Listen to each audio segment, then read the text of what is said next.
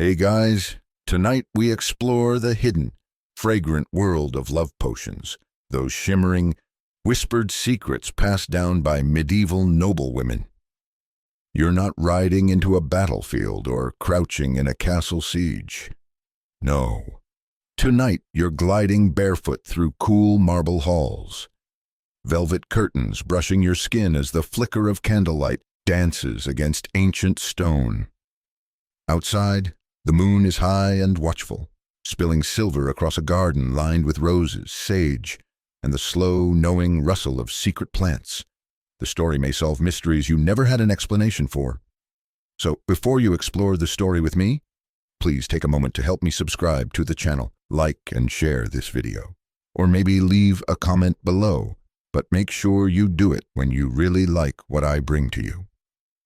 Feel free to comment where and when you started watching this video, or leave me a little compliment if you're feeling generous. Now, let's keep the lights as soft as possible. Turn on the fan for a gentle sound to help the story feel more emotional, and let's embark on tonight's journey together. You step out into the garden. Not a wild one, but a cultivated maze of herbs and flowers grown for beauty, medicine, and other purposes. The air is thick with lavender and something muskier, something ancient. You follow a narrow gravel path until you reach a secluded bench. Sitting here, you imagine the woman who once sat in this very spot, lace at her wrists, mischief in her eyes, a bundle of mint and basil in her lap. In the Middle Ages, noblewomen were often thought of as passive figures married off young, cloistered, kept soft and sweet behind veils and gowns. But walk with me deeper into the hedges, and you'll see something else. Hidden within their roles were codes, practices, and traditions passed quietly between women. Power doesn't always come with a sword or crown. Sometimes it comes in a vial. Under the canopy of a moonlit arbor, you find a worn wooden table. Its surface is stained, as though hundreds of concoctions have been mixed here. This was no ordinary vanity. It was a workshop of longing. The rose petals are dried, the honeycomb still sticky in the bowl. And the herbs, mugwort, yarrow, wild thyme, are bundled with thread spun from flax dyed with beetroot. Here, a noblewoman might stir her hopes into something physical. Maybe she wants her husband's wandering attention. Maybe she wishes to secure a suitor before her father ships her off to France. Maybe she's in love and frightened, and trying to conjure courage with every drop of oil she adds. The mainstream history books mention noblewomen mostly through their marriages and dowries. But you trace the real stories in the shadows, behind their gardens and the walls of their private rooms. They cultivated more than roses. They crafted potions from recipes inherited from grandmothers, whispered about by midwives, or learned from the occasional scandalous apothecary. You press your fingers to the mortar and pestle on the bench, smooth from years of use.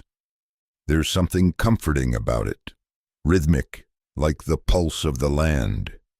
With each circular motion, the plants surrender their secrets. Medieval medicine understood the world through 4 humors: blood, phlegm, yellow bile, and black bile. Love, too, had its own humoral profile. Passion, hot and moist. Desire, maybe too much heat. So, a potion might cool you down or fire you up depending on who you were trying to woo and how bold you were feeling. Historians still argue whether these love potions had real chemical effects or merely tapped into belief and ritual.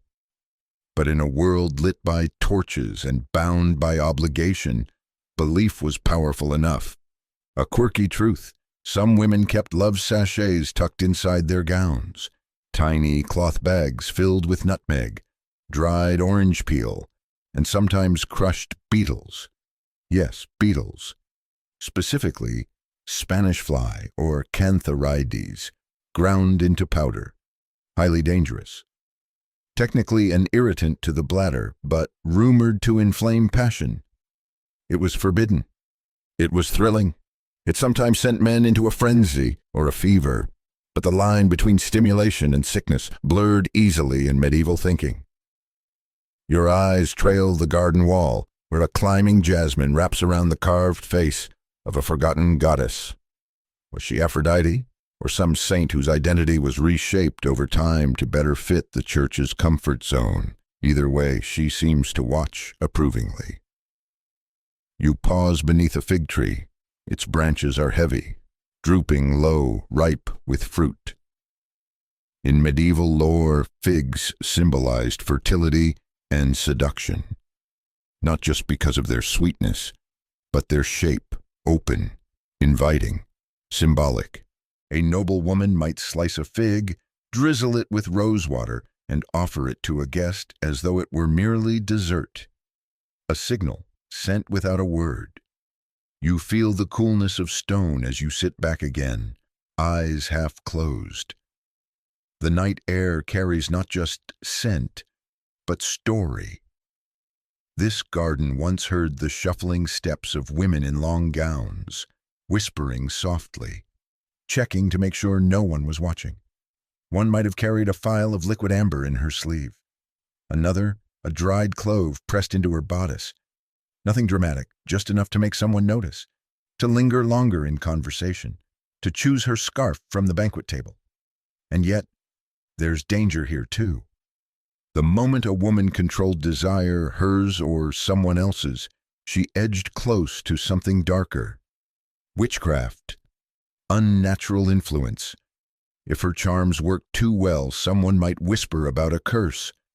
If they didn't work at all, she'd carry the heartbreak alone. But tonight, none of that has happened yet. The garden is safe, private, brimming with possibility.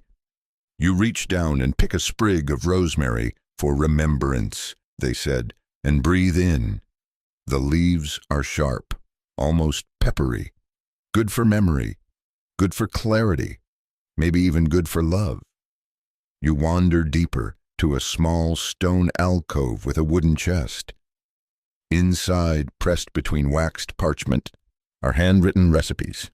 Not in Latin, not in the careful ink of monks, but in soft, hurried script.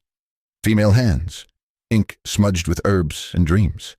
One reads, "To warm the heart and soften his gaze, steep rose hips in white wine, with a thread of saffron and a curl of orange rind. Sweeten with honey, and whisper his name before the first sip." And just like that, you're not in a history lesson. You're in her life, her heartbeat, her risk, her hope. You stay in the garden a little longer, but your fingers drift now toward the more domestic edges, where the herbs grow not in perfect rows, but in bushels near the kitchen door. This is where the culinary world meets the alchemical one. Cinnamon, sage, marjoram, basil, ordinary names, ordinary smells. Or so it seems, until you understand how many of these were chosen not for flavor, but for the subtle way they could guide affection. Cinnamon, for instance, warm, inviting, a spice carried from faraway lands. Not cheap, not common. A lady who laced her mulled wine with cinnamon was saying something, whether her guests realized it or not. You watch as a servant girl brings the spice from a locked chest, cradling it like treasure. A single pinch, and the entire room changes, becomes more intimate, more open. Cinnamon was believed to stimulate warmth of heart and circulation, to stir blood and soften the soul. Sage is another favorite. Strong, woodsy. It represented wisdom and longevity, but also, in certain circles, fidelity and cleansing. A noblewoman might add sage to a tea offered after dinner, especially if her lover had been distracted lately. It whispered, "Remember your vows," even as it soothed digestion. Nothing says "come back to me" like a subtle herbal nudge. You smile, love disguised as wellness. Historians still argue whether these uses were deliberate love signals or simply traditional folk remedies that happen to overlap with matters of the heart. But when patterns repeat across centuries, you start to suspect intention. You notice now how each herb holds a second life beneath its culinary one. Marjoram, believed to bring happiness and emotional connection, was often used in bridal wreaths, not just to ward off evil spirits, but perhaps to bind emotions closer to. Basil, sweet and green, was tied to romantic longing. In Italy, a woman might place a pot of basil on her windowsill to signal that she was available. And in the medieval courts, a bit of basil in a handkerchief might do the same. There's a quirky little legend, probably apocryphal, about a young noblewoman who wore a basil sachet around her neck during a feast. Every time she passed behind a certain knight, he sneezed. She took that as a sign of fate. They married within the year. Of course, it could have just been the pollen. But stories bloom like thyme, wild and resistant to pruning. You follow a path of crushed laurel leaves toward the kitchen itself. Here, a tall, arched door swings open with a creak. The kitchen is warm and fragrant, filled with the sound of boiling pots and crackling fire. A cook leans over a copper pan, stirring honey with dried lavender.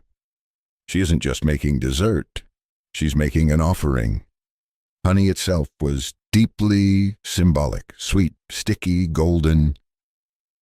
It drew associations with pleasure, fertility, even divine favor. When mixed with herbs like thyme or rose, it became a base for elixirs whispered to bring about affection or even compliance. Not forceful, not cruel, but persuasive. A few spoonfuls in a cup of spiced wine, and perhaps a reluctant suitor might smile a little softer. You crouch beside a low shelf where bundles of herbs hang upside down to dry. The colors have faded, but not the meaning. There's rue, sharp and bitter, often associated with regret. A warning, maybe, or a countercharm. Some women used rue to undo a spell, to cleanse affection that was no longer wanted. And then there's mugwort, the dream herb. Its fuzzy leaves are said to invite visions and strengthen intuition. Some believed it could help you see whether a lover was true or false. A little mugwort under your pillow, and your dreams might give you answers your waking mind couldn't grasp. You pass a bowl of rose petals steeping in oil. The fragrance is overwhelming, soft, round, dizzying. Roses were obvious symbols of love, of course, but medieval women often distilled them into tonics. Rosewater especially became a carrier for other ingredients. Easy to add to a bath. Easy to sprinkle on clothing.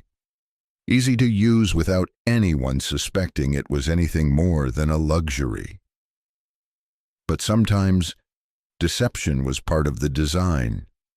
A noblewoman might serve a spiced cake to a guest, laced with powdered cardamom and a dash of something else. Not dangerous, just suggestive. Cardamom was thought to warm the body, to encourage openness. A medieval pick-me-up in edible form. You touch a small, carved wooden box on the table. Inside are nutmeg seeds. Shiny, smooth, and faintly sweet. Nutmeg was expensive, rare. To include it in food or in a love potion was a sign of status and intent. It was believed to induce warmth, clarity, and euphoria. If your cook used nutmeg in a stew, she wasn't just showing off her spice cabinet. She might have been tipping the emotional scales in your favor. And there were rules, too. Recipes often specified not just ingredients, but times and phases of the moon. Brew under a waxing moon for growth.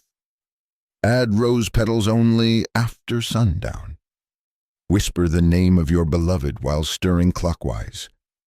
Whether these were mystical beliefs or just poetic traditions, they added rhythm, patience, and intention. And in a life where choices were few, intention was everything. You glance around and notice how ordinary all this would look to someone unfamiliar. just herbs, spices, and boiling pots. But you see more now. You see how a noblewoman might hide her feelings in plain sight, camouflaged within a cinnamon stick, dissolved in honey, tucked into the folds of a gown. And perhaps that's the most remarkable part. No one knew. The lords toasted their wine and praised the stew. The guests complimented the handkerchiefs and perfumed gloves. But only the women and their most trusted maids knew the truth. In this kitchen, the line between nourishment and enchantment blurred completely. You watch as another bundle of herbs is dropped into simmering syrup. The air thickens, sweetens, and you feel it, not a dramatic shift, just a softness around the edges, a warmth in your chest. There's something undeniably enchanting in that. You leave the warmth of the kitchen behind and move through a narrow corridor where the stone walls cool your skin. Your footsteps echo softly, muffled by ancient rushes on the floor. At the far end, a heavy curtain parts to reveal a quiet chamber, lit by just a single taper. The air here is still heavy with the scent of jasmine and worn parchment. A hush lingers, not silence, but the kind of atmosphere that holds secrets like a breath held too long. This is a woman's space, private, draped, quiet. You aren't alone. There are voices here, low and musical, rising and falling like water over stones. You don't see them at first, but then, in the shadows near the hearth, you spot a semicircle of ladies-in-waiting, seated on cushions, heads close together. You pause, hidden by a tapestry. Their talk isn't scandalous, not loudly. But the words are careful, cloaked. One woman giggles and covers her mouth with a delicate hand. Another leans in with a folded scrap of parchment. It's a recipe, passed like a talisman. They're not talking about embroidery. They're swapping secrets. 3 drops of clary oil, only if he's pale and avoids your eyes. One says, another counters, but if his eyes flick toward your mouth, mint, always mint. The young maid listening is wide-eyed, absorbing every word like scripture. It's not quite science, not quite folklore, and somewhere in between, a language of suggestion, of detail, of knowing exactly how to tilt a conversation or sweeten a drink. This is where the knowledge lives, not in dusty libraries, not in the scrolls hoarded by scholars, but in these whispered conversations behind veils and curtains. You realize with a quiet thrill that this is how power was taught. Woman to woman, page to palm, spice to tea. Mainstream history remembers the kings and knights, their battles and treaties and betrayals, but it often misses these soft revolutions. The moments when a woman realized she could shape her world not with force, but with persuasion, with scent, with taste, with something that lingers on a collar or clings to a memory. One of the women, older, perhaps a widow, reaches into a pouch at her belt and pulls out a small vial. This, she says with gravitas, is for when his heart forgets. It's amber, thick like syrup. She hands it to the youngest girl, who cradles it as though it might hum in her hands. Historians still argue whether these exchanges were purely symbolic, gestures of camaraderie, or whether they carried real botanical potency. But even if the effects were subtle, the rituals gave these women something rare, a feeling of choice. Even the illusion of influence was worth preserving. And not all recipes were gentle. One woman recounts how a distant cousin used a clove-studded apple to make a suitor obsessed. It worked too well. He refused to eat anything else she hadn't prepared. He followed her, desperate. She eventually had to flee to her aunt's estate. The moral? Never use clove and wormwood together. It creates hunger of the wrong sort. You smile. These women are scientists of emotion, in a way. Experimenters. They don't wear spectacles or white coats, but their tools are precise, their results observed, their formulas tested through flirtation, glances, and long court dinners. A quirky detail slips into the conversation. One woman claims that if you press a piece of dried strawberry under your tongue while reciting a prayer backward, your beloved will dream of you that very night. The others laugh, but then one says quietly, "It worked for me." The room falls still, curious, respectful. You watch them braid this lore into their daily lives. It's not just potion and powder. It's the tilt of a mirror, the lace on a sleeve, the flowers chosen for a garland. All signals, all signs. These ladies in waiting may serve a noblewoman, but among themselves, they are queens of their own quiet courts. You imagine a girl, barely 16, arriving in the household, terrified, unfamiliar with court life, a pawn in a political alliance, and then welcomed into this circle, given tools, taught how to survive, how to enchant, how to control the one thing no one else gave her, her image, her presence, her scent. Even if she couldn't choose her husband, she might learn how to make him love her, or at least notice her. You draw closer until you can smell the contents of a pouch being passed around. Dried petals, violet, marigold, and lemon balm. For charm, one lady says, and laughter. The pouch is meant to be hidden inside a corset. Harmless, maybe, or persuasive. On the far end of the room, a small chest lies open. Inside are ribbons stained with perfumes, each tied with a tag. One says spring dance, another fever season, and one simply, he looked twice. These are memory tools, tied not to dates, but to moments. You wonder what yours would say. You rest against the cool wall, letting their laughter roll over you. It's soft and high, not shrill. Musical. The kind of sound you'd miss if you weren't listening closely. You think of all the things these women know that the men of the court will never understand. How to shift a conversation, how to distract a rival with compliments, how to read lips across a banquet table, how to turn a perfume into a promise. Outside, the moon has risen higher. The stars blink down through narrow slits in the stone. A breeze lifts the edge of the curtain, and with it comes the scent of something unfamiliar, spicy, floral, sharp. You follow it in your mind like a trail. It smells like someone's plan taking shape. You step away from the chamber just as the laughter fades, retracing your steps through the corridor until the walls become colder, narrower, and lined with religious iconography. You're heading somewhere unexpected, not a palace or apothecary, but a convent. Yes, a convent. It may surprise you, but many of the quietest, most sacred places in medieval Europe were also strange incubators for love lore. You imagine rows of young noble girls, too young to marry, too valuable to ignore, sent here not to become nuns, but to be properly educated. A convent was more than a religious institution. It was finishing school, a sanctuary, and a vault of inherited wisdom.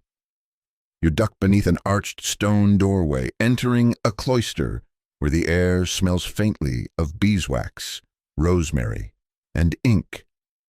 The voices here are whispers, barely above the wind. Inside a small study chamber, you find her, a novice, no more than 17, bent over a parchment with quill in hand. She's not copying scripture tonight. No, she's transcribing something far more delicate. It's a recipe to soften a hardened heart, warm elderflower wine with thyme, one petal of rose, and the peel of a pear. Whisper your longing as the steam rises. Where did she get this? Passed down by an older sister? hidden in the margins of a devotional text, taught by a kindly infirmarian nun who used to serve in a noble household. You'll never know, but the parchment glows with intention. The lines are practiced, elegant, and the ink smells faintly of sage. Historians still argue whether these convent records reflect real love potion recipes or poetic metaphors used for spiritual longing. But the ingredients listed, each chosen for scent, sensation, and effect, suggest otherwise. There's a pattern, a science beneath the sentiment. You look around and see more signs. A windowsill lined with clay jars, simple, unassuming. One is marked Melissa, another Verbena. The first soothes nerves, the second sharpens focus. Not just useful for prayer, useful for plotting. The truth is, many nuns were trained herbalists. Their gardens brimmed with medicinal plants, chamomile, comfrey, calendula, and they knew what each could do. But in private moments, they may have taught more than just how to ease a cough. They may have offered instruction in how to navigate life outside the cloister, how to influence a future husband, how to stay safe, how to feel something in a marriage of convenience. You find a handwritten journal tucked into a basket. Inside, a page reads, "If his eyes glance but do not linger, bathe in a tea of crushed bay and thyme. Let no powder touch your cheeks. Trust the scent alone." It's careful, measured. These weren't wild incantations. They were strategic rituals, preparations, as deliberate as a soldier sharpening a blade. There's a quirky account from a later century of a noblewoman claiming she learned how to cloud a man's eyes during her convent years. When pressed, she laughed and said it involved a perfume made of lemon balm and crushed violets, and knowing when to hold her gaze half a second longer than polite. Coincidence? Maybe, but maybe not. You wander into the convent garden, less ornate than the noble estates, but still lush. The sisters here grow marjoram, rue, hyssop, all herbs with dual meanings. Marjoram for happiness, rue for repentance, hyssop for cleansing. But combine them in the right way, and you have a mixture to evoke calm desire, not lust, something subtler, emotional openness. Near the garden's edge, you find an older nun seated at a stone bench, her eyes closed, face turned to the sun. You don't disturb her, but you notice the small sprig of lavender tucked into her rosary beads. A sign of peace, or a memory of a different kind of devotion? It's easy to assume that life here is joyless, but these women had deep inner worlds. They composed music, illuminated texts, brewed tinctures, and though not all were here by choice, many held on to pieces of the outside world through letters, coded language, and yes, potions. In one corner of the convent, there's a tiny infirmary. You walk past rows of drying bundles, some labeled with Latin names, others simply marked with initials. A pot of chamomile tea cools beside a folded cloth. On a shelf above, you notice a locked drawer. What's inside? Perhaps just stronger tinctures. Or perhaps combinations not meant for general use. You imagine a noblewoman returning to the world after years in this place. She enters court life with modesty, but not naivety. She knows more than they think. And when she prepares her bath on the first night of her marriage, she adds not just soap, but lavender, thyme, and a few drops of a blend she learned long ago in the convent's garden. Historians often overlook this kind of continuity, but knowledge passed through women's spaces rarely leaves a written trail. It's preserved in gesture, tradition, the choice of a certain flower on a certain day. And though the church may have frowned upon superstition, the truth is more layered. After all, even saintly relics were believed to heal. Is it so strange that a blend of herbs could stir affection? There's one more thing in the convent library. A small book, bound in green leather, hidden behind larger volumes of theology. You open it carefully. No title. Just a first line. To be loved is not witchcraft, but wisdom. You close it gently. You leave the convent garden behind, the scent of lavender still clinging to your clothes like a benediction. The path winds downward now, toward a different kind of knowledge, a deeper chamber beneath the noble household. Cool and dry, its air is lined with dust and ancient intention. This is no longer the world of girls whispering on cushions. This is the world of ingredients aligned to the stars, of humors balanced like equations, of hot and cold, wet and dry, used not just to treat fever, but to invite love. You duck into the vaulted cellar. The shelves are uneven, carved directly from stone, and lined with ceramic jars sealed with wax. Someone has written symbols on each, some astrological, some alchemical, some just initials and marks. These aren't the pretty, perfumed sachets passed between ladies in waiting, say. These are serious mixtures, strange and potent. A candle flickers near a table, and you can almost see the ghost of a noblewoman hunched there, her fingers tracing recipes not for soup or salve, but for seduction. You pause at one jar labeled core, Latin for heart. Inside and dried hawthorn berries, small and dark red. These were believed to strengthen the heart physically, yes, but also emotionally. They were said to open a person to affection, to allow feelings to bloom without fear, useful for an anxious bride or a shy groom. Another jar, this one smaller, contains powdered ambergris. Strange, waxy, and from Wales. Ambergris was highly valued in perfume, but beyond the scent, it was believed to have aphrodisiac properties. A whiff of ambergris in a handkerchief could anchor a memory, awaken longing. Was it the smell itself, or the rarity that stirred desire? Historians still argue. You run your fingers across a chart hanging crookedly on the wall. It maps the body's humors, assigning flavors and textures to each. Sweet for phlegm, bitter for yellow bile, sour for black. Love, according to these theories, wasn't just a feeling. It was a shift in balance. Too much coldness in the liver, add warming spices, and too much dryness of spirit, introduce moisture, honey, rosewater, wine. A love potion, then, wasn't just a fantasy. It was a correction, a calibration, a way to bring the body back into balance so the soul could open. There's a recipe nailed to a beam above the table to stir softness in the heart of the proud. Boil sweet flag and honey and red wine. Add ginger if the moon is waxing. Pour into glass only when cooled by candlelight. You imagine the ritual of it, the time it takes, the care. This isn't a spell cast in haste. It's slow, patient, like planting a seed in winter and trusting that spring will arrive. So you open another jar, orris root, pale and fragrant, once used to scent hair powder and draw admirers. A noblewoman might powder her gloves with it, or lace it into her hair ribbon. Then, with a glance and a flick of her wrist, she'd set something in motion. Here in this cellar, you feel the weight of that quiet power.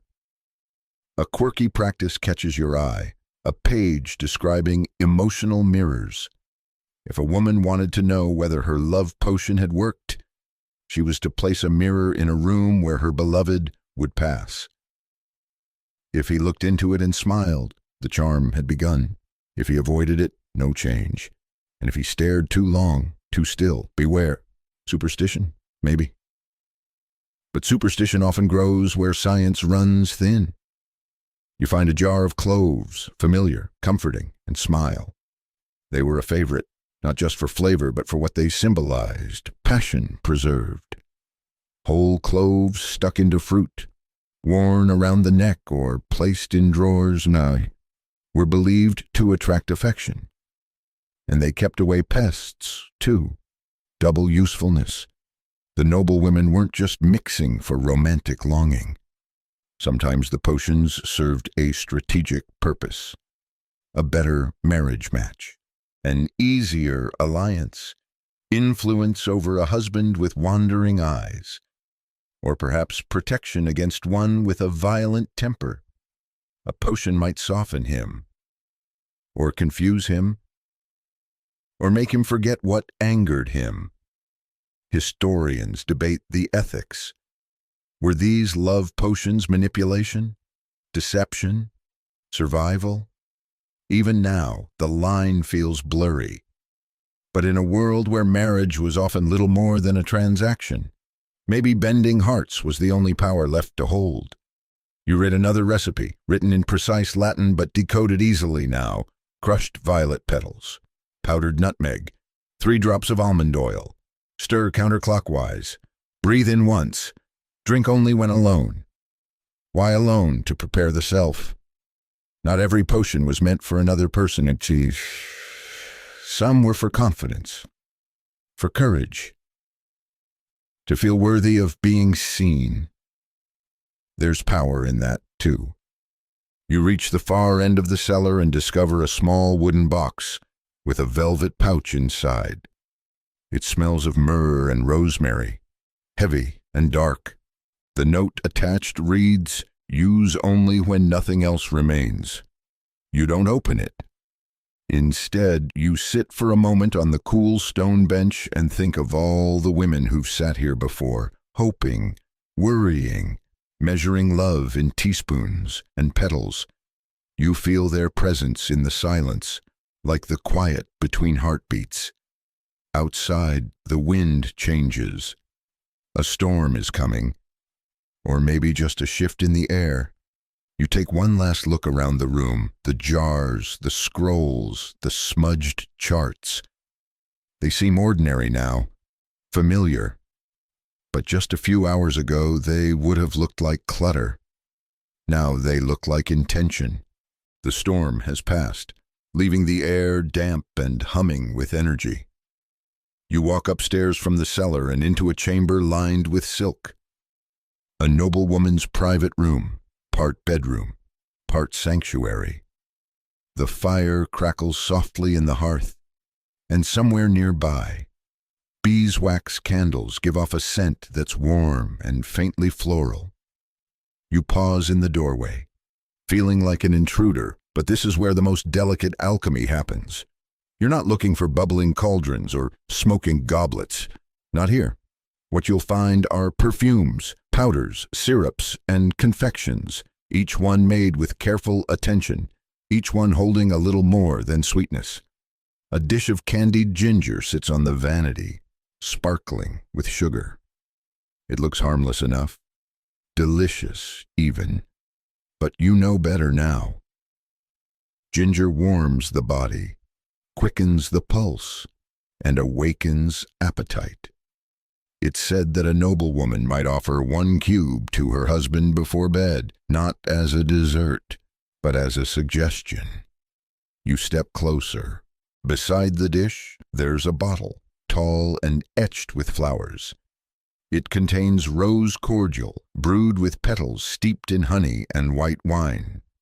It shimmers when you move it. Just a sip would send a message: affection, openness, trust. A love potion? Technically, no, but emotionally, absolutely. Historians still argue whether these mixtures had any true physiological effect, or if they simply created a mood, a moment. But in a world without texting or eye contact across social media, that mood might be the difference between distance and closeness. You find another glass vial, this one labeled with a barely visible symbol, a crescent moon and a star. Its contents are thick and pale gold. You unstopper it immediately. The scent rises. Vanilla, saffron, and something else, bitter orange, maybe gay. This is meant to be worn, not drunk. A perfume oil applied behind the ears or brushed along the collarbone. The skin warms it. The scent spreads, and whoever stands close enough to notice it, well, they're meant to lean in further. A quirky tidbit: in some noble households, scented gloves were the secret weapon. A woman might have her gloves soaked in amber and violet, then set them near a knight's cloak or offer one as a token. He'd carry it, breathe it, associate her with its soft, strange scent. Over time, maybe he'd come to crave that smell. And her. You walk past the bed, its canopy high and carved with symbols. The linens are perfumed with lavender and a touch of cinnamon, not by accident. The night wasn't just about sleep. It was also a stage, a space where words were few, but scent said everything. Even pillows might be stuffed with herbs chosen to guide dreams. Mugwort for clarity, rose for affection, jasmine for courage. And not every potion was meant to be swallowed. You peer into a polished wooden box filled with tiny compartments. Inside, powders and dried fruits. One marked blush root, a powder made from crushed beet and hibiscus, stirred into wine to give the drinker a flush, a little heat in the cheeks.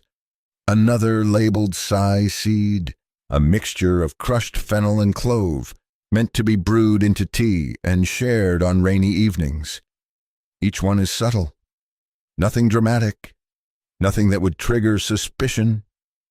But for a noblewoman whose voice might be ignored in the great hall, these were her tools of expression, her palette. One compartment has a broken seal and a faint trail of red powder leading to the velvet beneath. You touch it, soft, warm, sticky like pomegranate. It clings to your finger. This is passion fruit powder, rare in this time, imported from far lands, highly prized, highly suggestive. A woman who used it was making a bold move. You hear a rustle behind a curtain and pull it gently aside. A dressing table stands in the corner, its drawers slightly ajar. Inside, ribbons soaked in orange blossom water, sachets filled with anise and cardamom, tiny pots of clove paste to be dabbed just inside the wrist. You remember the phrase from earlier, you scent as a whisper. Now you understand why. Even sweets, those dainty treats passed out after supper, were sometimes tools of influence. Sugar was rare, expensive, and often used medicinally. But when it appeared in the form of rose petal preserves or candied orange peel, it wasn't just indulgence, it was invitation, especially when shared or slipped into someone's hand with a knowing glance. There's a tin near the bed, shaped like a heart. You open it to find tiny mints dusted in cinnamon. You try one. It's cooling, spicy, a little intense, and then it fades, leaving only a trace. You realize that's the point. It's not meant to overwhelm, it's meant to linger. You think of how much intention hides behind all this softness. Love by the spoonful? Maybe. But more accurately, this is strategy cloaked in sweetness. One noblewoman might steep herbs for days, testing combinations. Another might send for imported spices through secretive merchants, all for one purpose, to influence the emotional terrain of her world. So, in a realm where her opinion was not always welcome, scent became her voice. You pause again near the bed and inhale. The scent here is layered: lavender, cinnamon, honey, and something floral you can't quite name. You suddenly understand that every night was a performance. Every choice, what to drink, what to wear, what to serve, could carry deeper meanings. And if the nobleman picked up on it, if he lingered a moment longer, touched her hand differently, remembered the smell of her gloves, then the potion had worked. You step back from the room, almost reluctantly, and close the door behind you. The hallway seems colder now, plainer, but your senses are heightened. You notice every scent, every texture, and you wonder how many of these subtle arts were mistaken for natural affection. How many noble women built entire relationships on nothing more than carefully chosen aromas and confections. You smile. It might be love, or it might just be a very, very good syrup. See, you descend a narrow flight of stairs tucked behind a velvet tapestry, footsteps echoing softly now.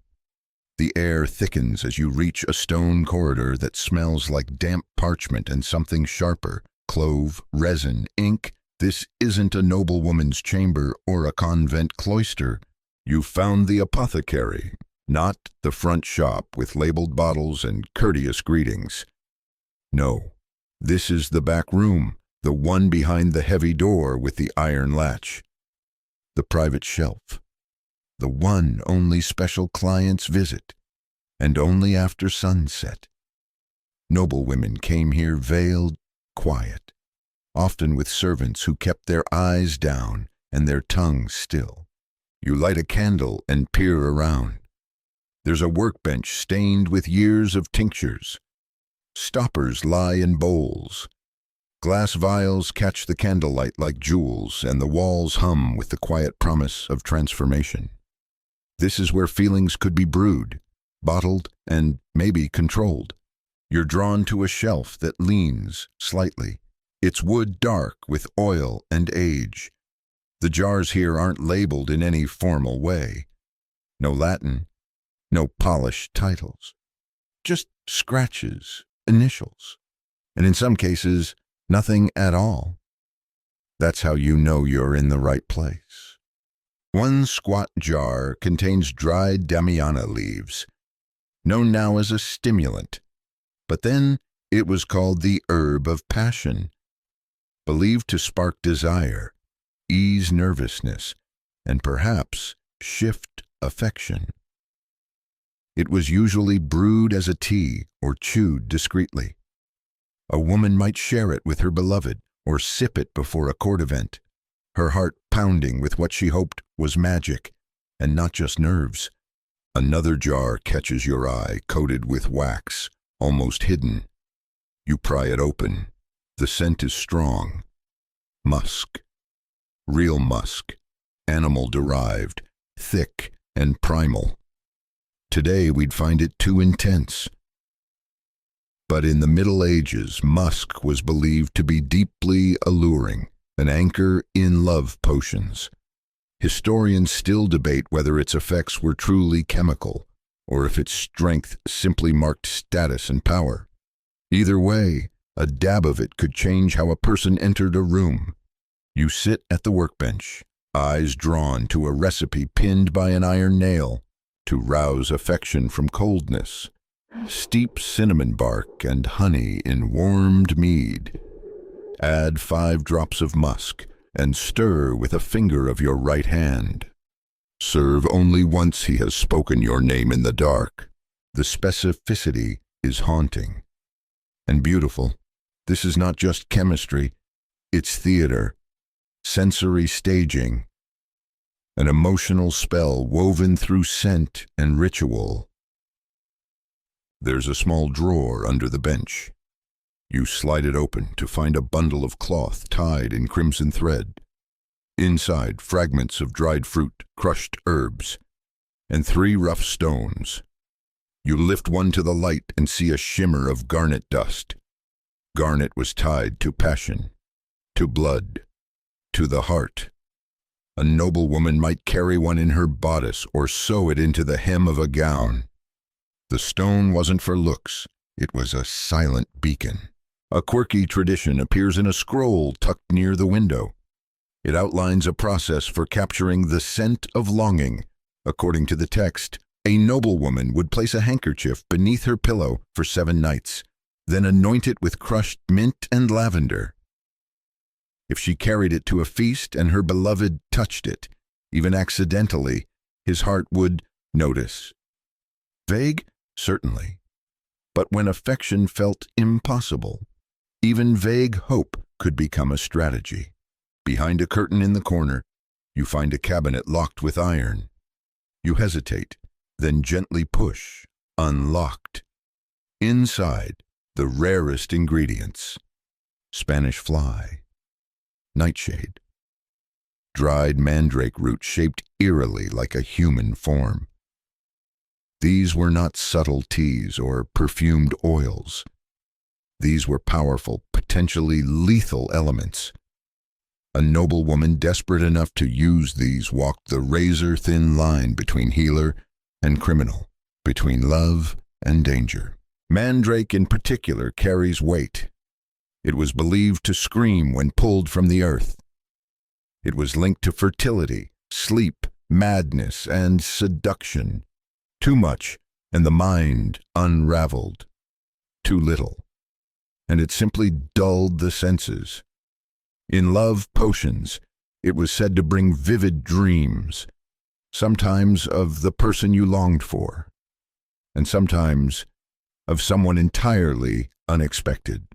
You think of the noblewomen who may have come here under darkness, clutching gloves or kerchiefs, asking for something to help a heart forget or to make him see me again. The apothecary wouldn't ask questions, would only reach for the appropriate jar and whisper, "Stir at moonrise. Do not inhale." Historians debate whether these places were respected or feared. Apothecaries straddled the border between science and magic, legality and danger. But noblewomen needed them. In a world of arranged marriages and power games, a vial of enchanted syrup might be the only thing they truly chose for themselves. You find a mirror propped behind the door, tarnished, old, but still reflective. You stare into it. In its warped surface, you almost see her, the noblewoman, standing there, one hand on her stomach, the other gripping a vial, her face unreadable. Is she nervous? Is she excited? Is she sure? Probably not. But she's going to do it anyway. As you rise to leave, you spot a final message etched into the wood above the door. Faint, but clear enough. All love begins in longing. The rest is tincture. You run your fingers over it, and it feels like truth. Even now, you emerge from the apothecary's shadows with your breath held tight in your chest, like you've just carried a secret too large for your hands. Outside, the night is cool again, and the wind stirs the ivy against the manor walls. But something's changed in the air, a weight, maybe a sense of risk. You've seen the herbs, the perfumes, the charms passed hand to hand. But what happens when a love potion goes wrong? You step into a dim corridor, following a trail of half-burned candles that lead toward the servants' wing, quieter, less ornate. The walls are plainer here, but stories cling to them more tightly. And in these stories, the sweet ingredients become darker. Mugwort turns to belladonna. Honey becomes bitter wine. Because the difference between a charm and a poison is often just a matter of how much. You enter a small storage room filled with crates and dusty shelves. In the corner sits a low wooden table, cluttered with cups, a mortar, and a wax-sealed scroll. You can almost hear the hurried whisper of a maid's voice. Just one drop more. He won't even notice. But maybe he did. There's a tale, recorded not in official histories but in whispered folk accounts, of a noblewoman named Isabetta who slipped a rose-laced cordial into her husband's wine. It wasn't meant to harm. Just a touch of spice, a little heat, something to draw his gaze back to her. He drank it, smiled, kissed her hand, and then collapsed. The local apothecary was called in, but the man was gone by dawn. The cause was listed as ill humor, but the servants knew. Isabetta was sent to a convent. Whether for punishment or protection, no one said. Historians still argue whether deaths like this were accidents, natural causes, or consequences of homemade charms with unstable doses. There were no lab measurements, just guesses, hopes, a sprinkle here, a drop there. And if a herb was too strong or the body too weak, the results could shift from romantic to tragic. You spot a list pinned to the back of a shelf, yellowed and nearly falling apart. It's titled, "Measures to be Observed with Night Herbs." The warnings are handwritten in a shaky but elegant script.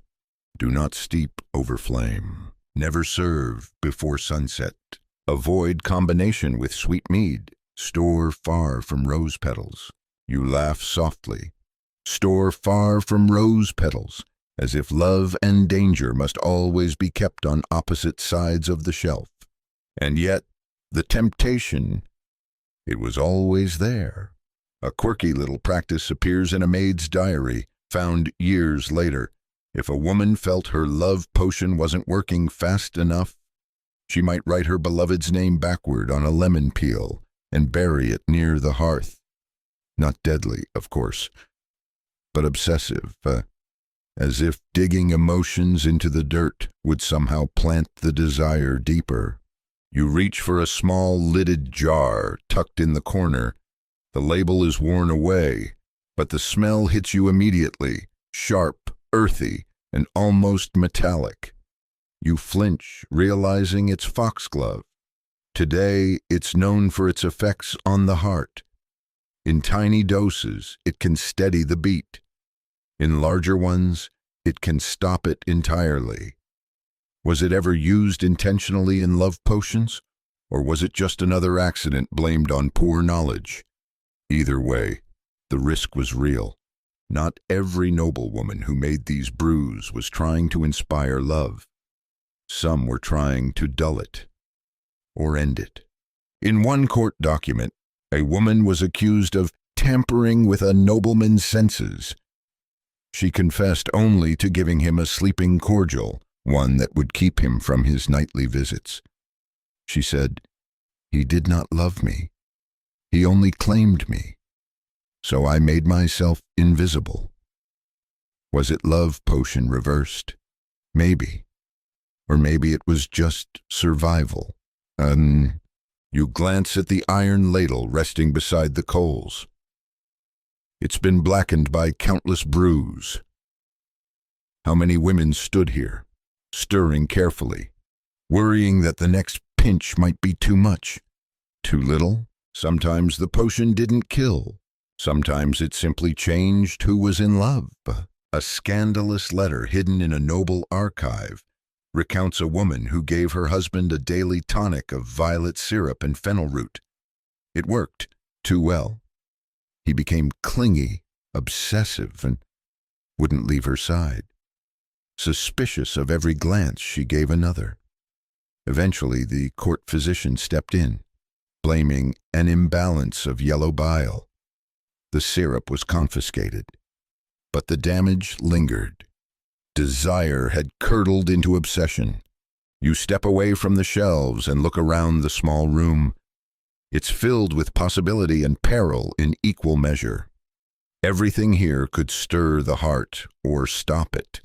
You remember the mirror from earlier, the one where the apothecary's client was told to check if her beloved smiled.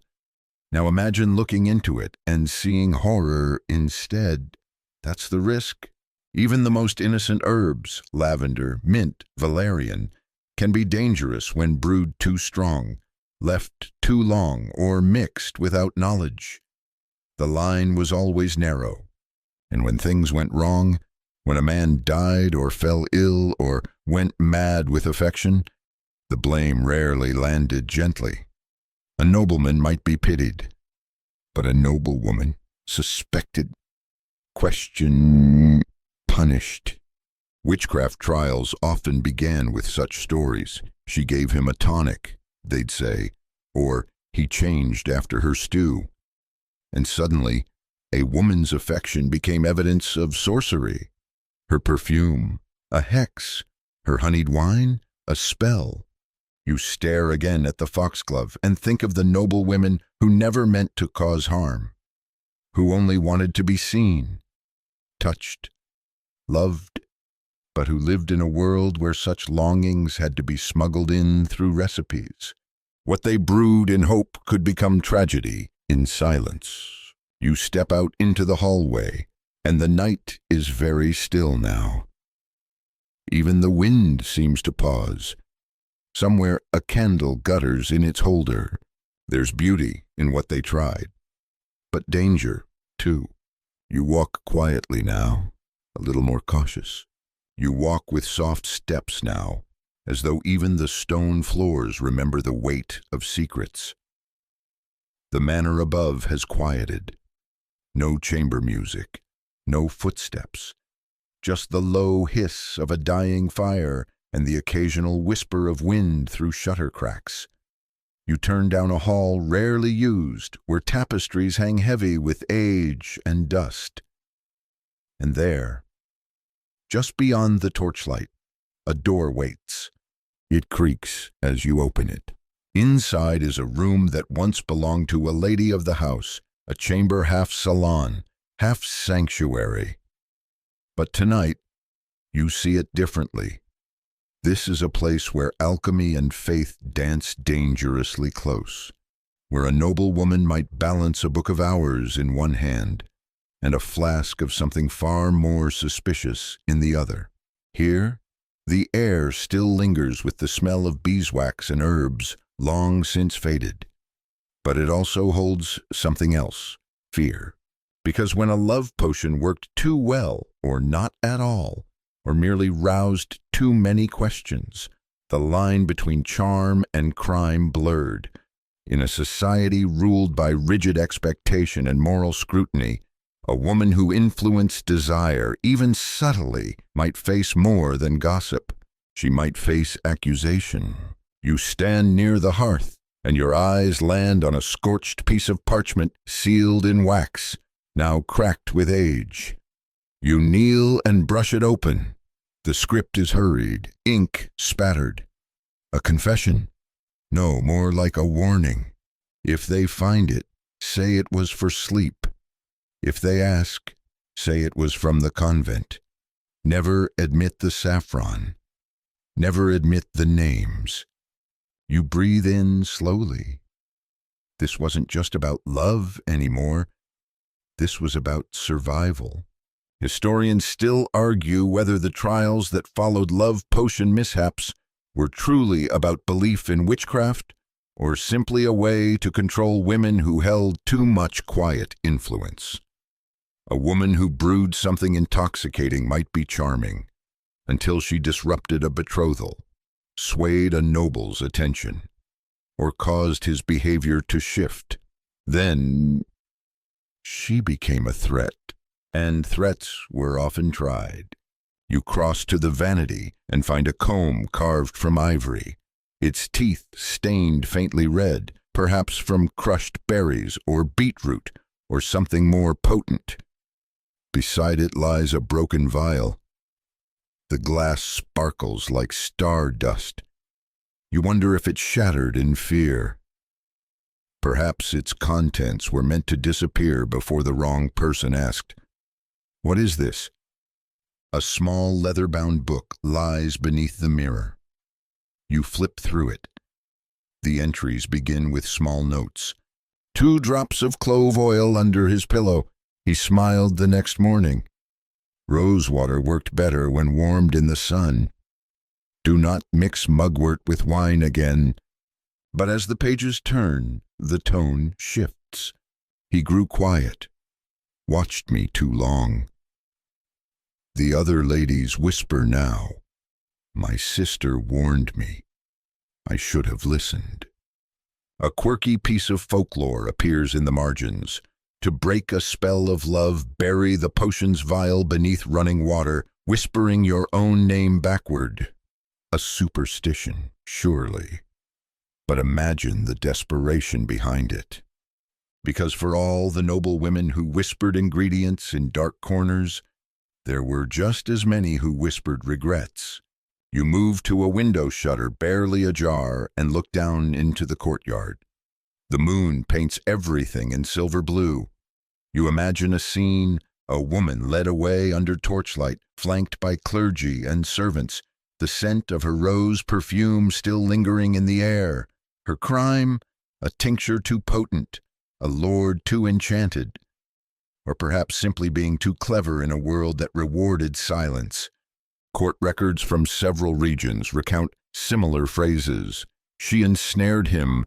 He was not himself. Her glove carried unnatural scent. Even in the highest circles, seduce, where noble women were prized for beauty and charm, there was danger in tipping that balance too far. You touch the glass of the shattered vial and remember this wasn't just a scandalous tool.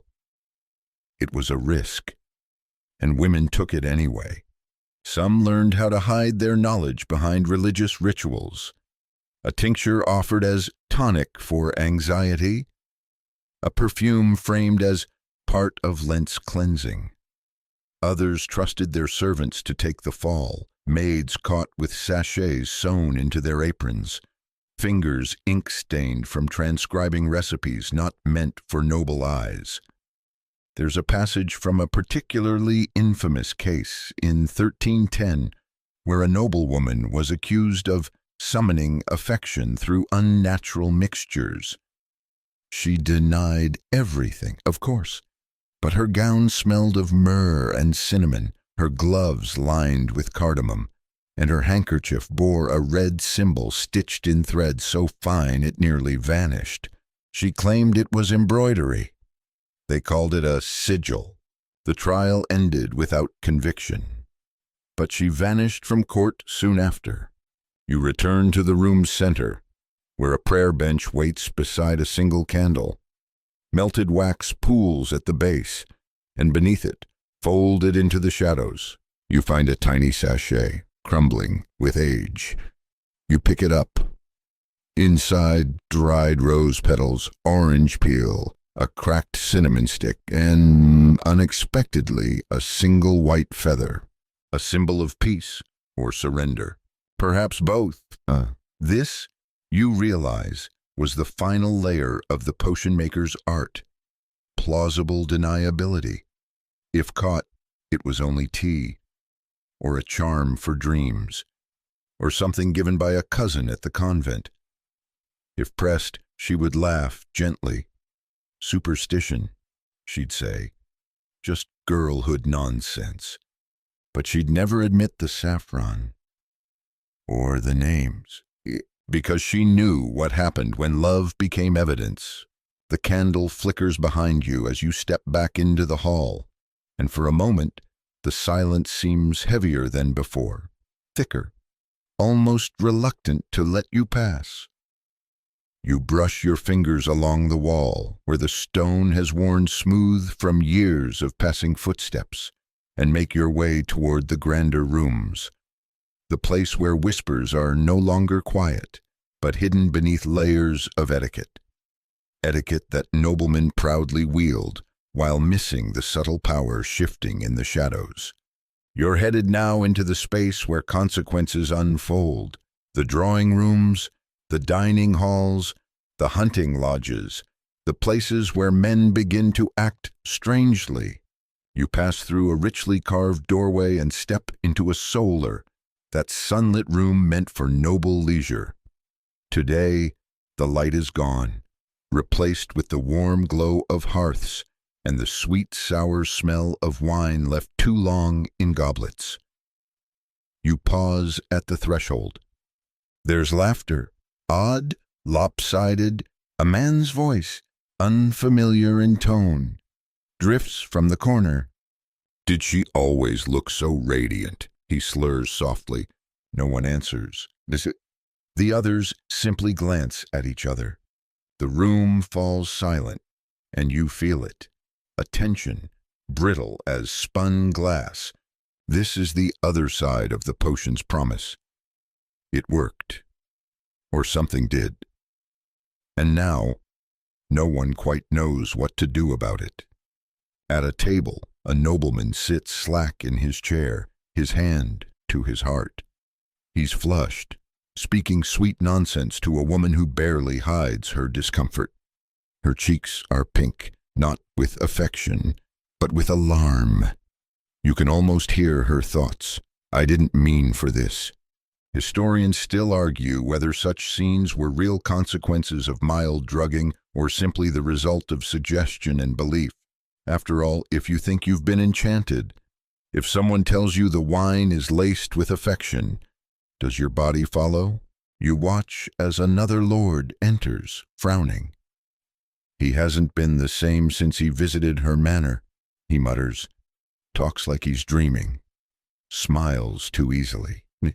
Bewitched, someone says, half joking. The word lands heavily. You step past the embroidered settees and fine tapestries towards the fireplace, where a servant warms a bottle of rose cordial. He stirs slowly, carefully. His hands practiced? Too practiced. This isn't the first time he's done this. A quirky account surfaces in your mind, one from a minor court where a certain count began writing poetry, unprompted, every morning at dawn. He praised the lady of the house in language so floral that even the scribes blushed while copying it. It was charming at first, until he threatened to disinherit his son unless the woman married him. She declined. The poetry stopped, and he took to wearing sackcloth for months. Was it a potion or just too much nutmeg? You scan the room and notice patterns, the flushed cheeks, the sudden generosity, the oddly timed jealousy.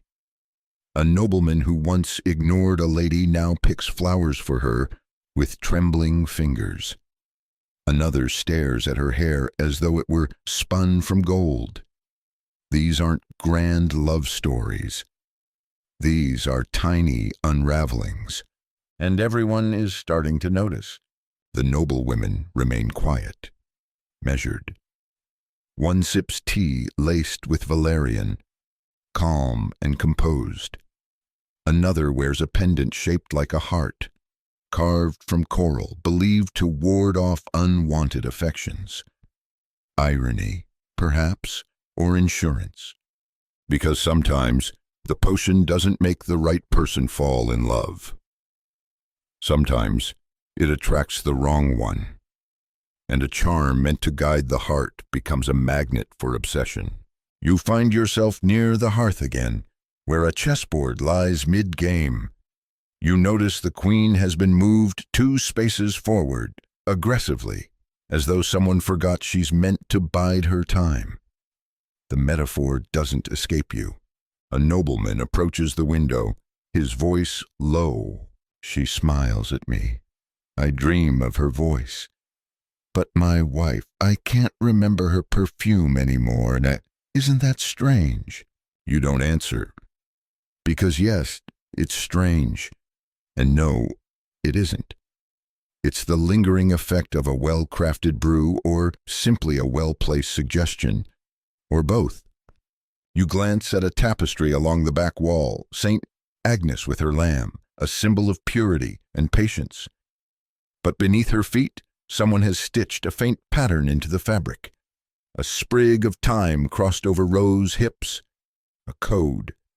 A signature. An inside joke for those who know how to read it. One noblewoman passes behind you, her silk skirts whispering with each step. She smells faintly of lemon balm and almond. Peaceful, calming. But the lord she walks past stiffens, his eyes tracking her like prey. He says nothing, just swallows hard and turns away. You remember a note from an old apothecary's ledger? Sometimes a potion makes you fall in love. Sometimes it makes you remember what you forgot to feel. You wonder how many of the noblemen here are actually under a spell, and how many are simply tangled in their own hunger, finally unleashed by scent, suggestion, or coincidence. And in that ambiguity lies power. Because who can prove it? A look, a touch, a cordial shared after dinner. Nothing definitive. Nothing to accuse. Only change, subtle and irreversible. You watch as a scribe arrives to take notes for tomorrow's schedule. One of the lords, still flushed, declares loudly that he must rewrite his will. His steward flinches. The scribe scribbles. The noblewoman in the corner does not smile. But she reaches into her sleeve and presses a small sachet tighter against her skin. You turn to leave the room, and as the door closes behind you, the scent of saffron and honey lingers on your cloak. Was it the wine, or was it her? You'll never know for sure. The echo of hushed voices fades behind you as you make your way down a wide marble corridor, footsteps hushed by ancient carpets threaded with gold. You're no longer in the shadowy halls of quiet love stories and whispered accidents. You're entering royal territory now, where affection is dangerous, and potions aren't just flirtations, but weapons. The door ahead opens into a chamber high above the castle grounds. The view stretches toward forests and fields, but your attention locks on the opulence within. Velvet drapes, gold leaf furniture, and a table laid with delicate flasks, each stoppered with seals bearing royal crests. This isn't a lady's vanity or a convent's garden. This is a queen's laboratory. You've heard of them before. The powerful women at the heart of European courts who, behind layers of embroidery and etiquette, dabbled in more than diplomacy.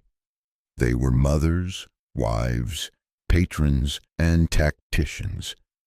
And sometimes their sharpest tools weren't armies or alliances, but the contents of a file. One such queen, whispers say it was Queen Isabella of France, was known to gift her favored allies perfumed gloves. They smelled faintly of myrrh, orange blossom, and a hint of saffron.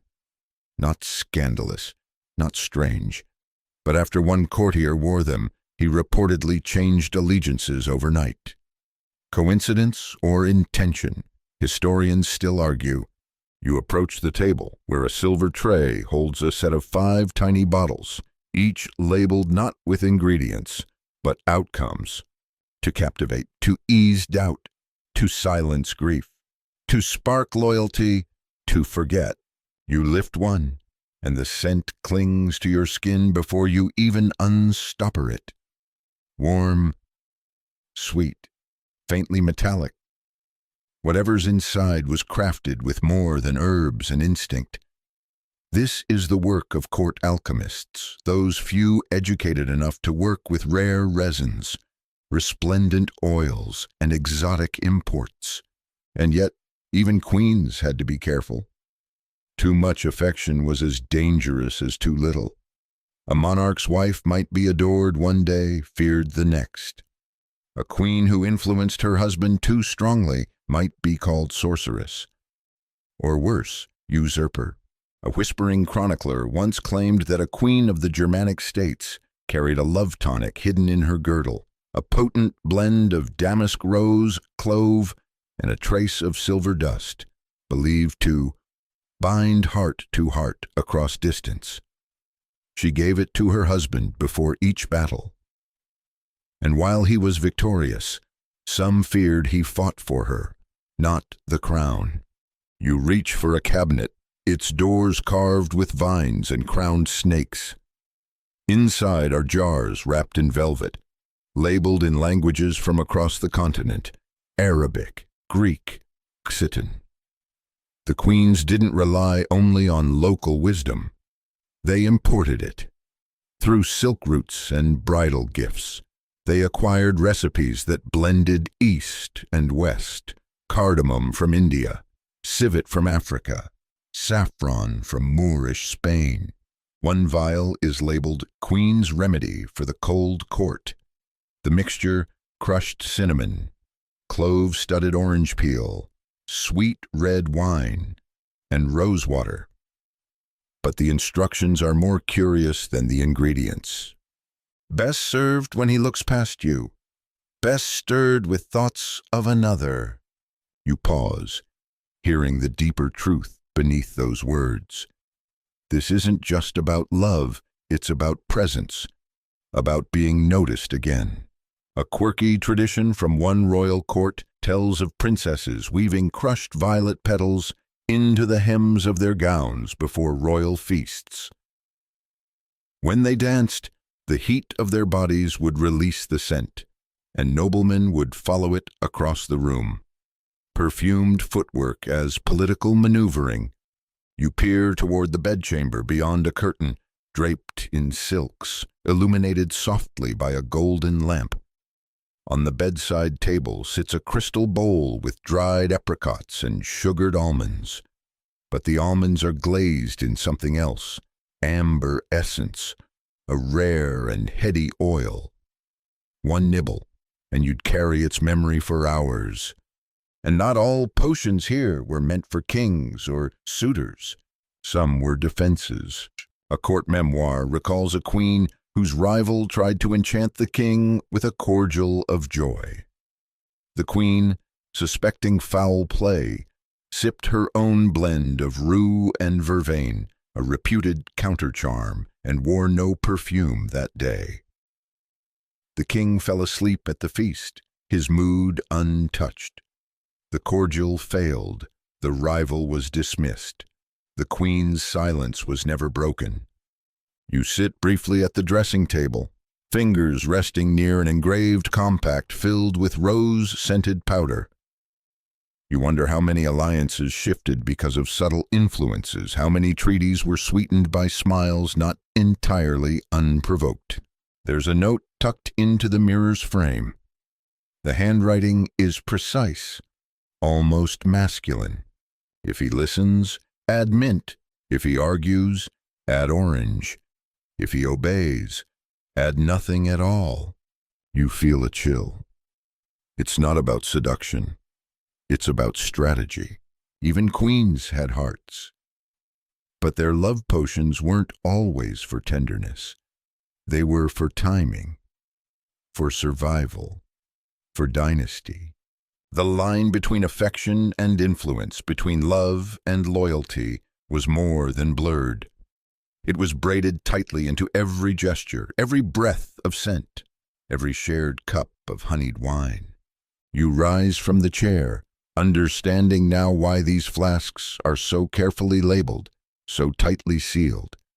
Because if a queen used the wrong one, if affection turned to obsession, or obedience to apathy, it wasn't just romance at stake.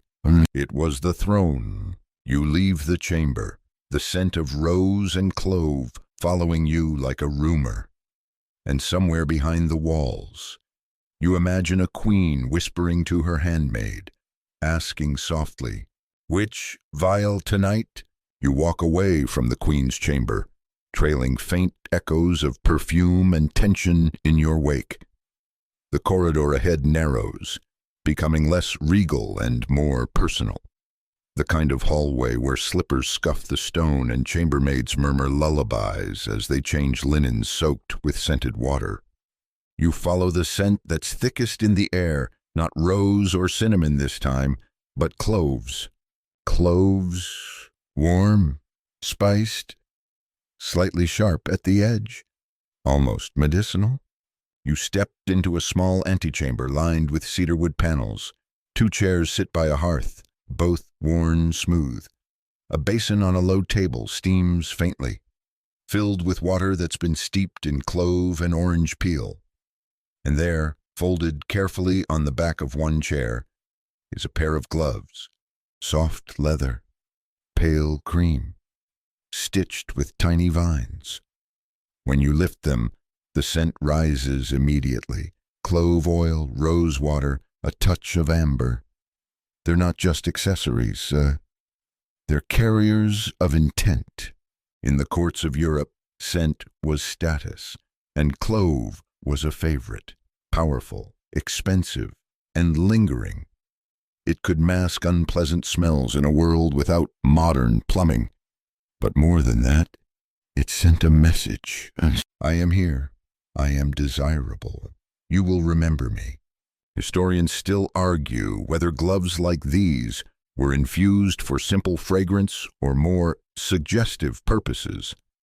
But when you consider that gloves were often gifts and worn close to the skin, they became more than ornaments. They were vessels. And when a noblewoman pressed one into a man's hand after a dance, she wasn't just being polite. She was delivering a dose. You sit and reach for a small tray of dried clove buds, resting beside a pomander, a hollowed-out orange studded with the fragrant spice. These were worn on chains around the neck, tucked into sleeves, or hung above beds. They protected against disease. Yes, but also against boredom. A sharp scent could wake up a conversation or stir something deeper. One courtier famously wrote of a lady whose perfume lingered in my dreams and returned with every cup of wine.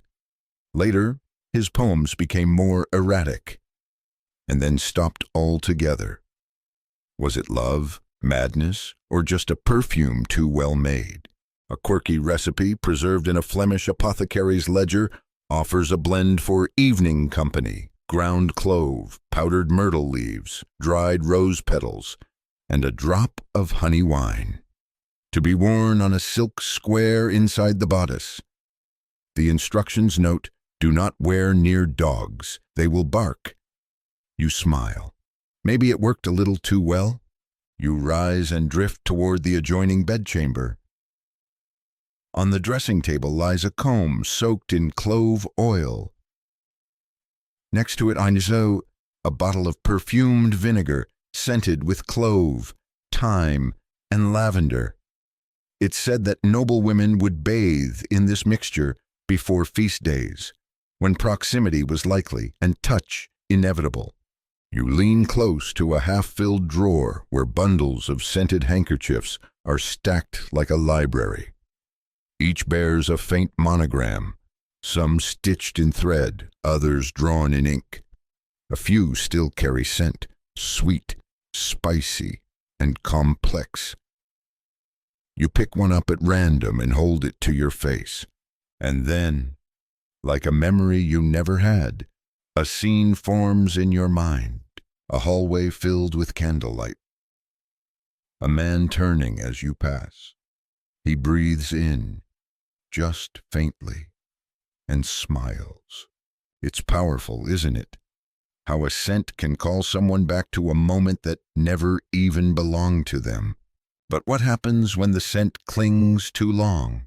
You read a court complaint from a nobleman whose chamber reeked of cloves even after the lady had departed. He wrote it as a joke, but others noticed. And when his behavior began to change, spending more time in the rose garden, ignoring his steward's advice, they blamed the smell, or what had traveled with it. Clove became suspicion.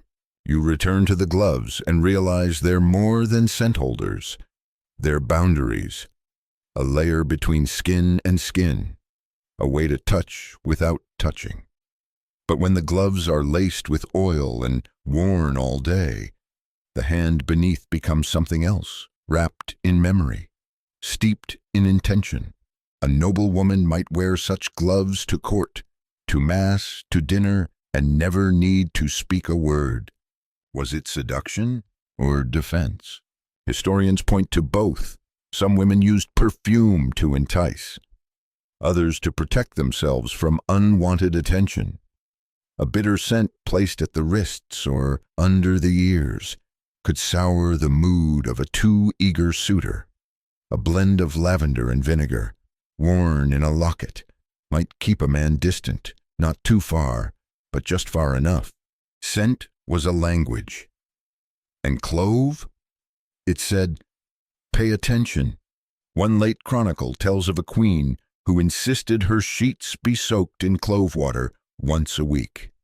She claimed it helped her sleep, but her husband reportedly slept elsewhere. Whether this was strategy or accident, no one dared ask. You smile and look once more at the gloves. They're delicate. They whisper wealth and precision. But they also hold more history than most books, because the love potion wasn't always a drink. Sometimes it was what you wore, what you brushed into your hair, what you left behind when you walked out of the room. You leave the chamber and step back into the hallway, the scent of clove still dancing faintly in your lungs. It's fading now, but something about it remains. Familiar, complicated, warm, like affection that never quite became love, or love that lasted long after it should have faded. The scent of clove drifts behind you as you leave the perfumed chambers of nobility and head toward the bustle of the outer courtyard. The sounds here are different. The creak of wagon wheels, the distant bleating of goats, and the clatter of hooves on old stone. You're following a different kind of trail now, not into the salons of power, but along the roadways that stitched medieval Europe together. Here come the traveling saleswomen of the heart. Their carts are plain, their clothes simple. But inside their satchels and beneath the folds of linen lie bottles sealed with wax, bundles of pressed herbs, and powders so finely ground they vanish between your fingertips. These women don't advertise. They don't shout. They speak softly, ask gentle questions, and offer hope by the pinch. You watch one now, dark cloak, wind-worn boots, hands quick and practiced as she lays out her wares beneath the arch of the city gate. She has no signboard. She doesn't need one. A noblewoman's maid approaches her with a whisper, slips a coin wrapped in cloth, and leaves with a tiny pouch tied tightly shut. What was it? A sleep charm, a love tonic, a scent to stir memory? You'll never know. Historians still argue how widespread these women were. Some were licensed apothecaries, others trained in convents or folk traditions. Still others simply learned by doing, by watching what worked, what didn't, and what sold well in the colder months. Their reputations traveled faster than they did. You approach one wagon and peer at its contents. Bottles line the shelves, each labeled in shorthand, for boldness, for blush, for dreams. The ingredients are vague, the recipes guarded, but behind every cork lies a story, a woman's question, a woman's fear, or sometimes a dare. A quirky little legend follows one such seller, an older woman known only as Mistress Linnet, who wore a string of dried juniper berries and always smelled faintly of fennel. She claimed to carry a vial that would turn a stranger's glance into longing. One court maid supposedly used it at a feast, dropped 3 drops into her wine, and walked straight past a knight who'd ignored her for months. That knight proposed to her the next week. The story doesn't say whether it lasted, but the bottle, they say, sold out by spring. You climb onto the back of a wagon, the wood creaking underfoot.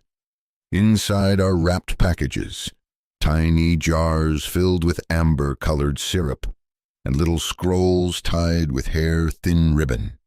You untie one. The parchment reads, "If he hesitates, steep licorice root and orange peel in warmed ale. Stir until it thickens. Let the silence pass before you speak." Simple, but full of wisdom, because these women weren't just selling potions. They were selling timing, suggestion, the delicate understanding that love can't always be made, but it can be guided. The routes these sellers traveled were winding and secretive. From castles in the lowlands to merchant cities near the coast, they stopped where they were needed and avoided places where the church looked too closely. Because what they offered straddled the line between medicine and magic. And when someone fell too deeply in love or too quickly ill, questions were asked.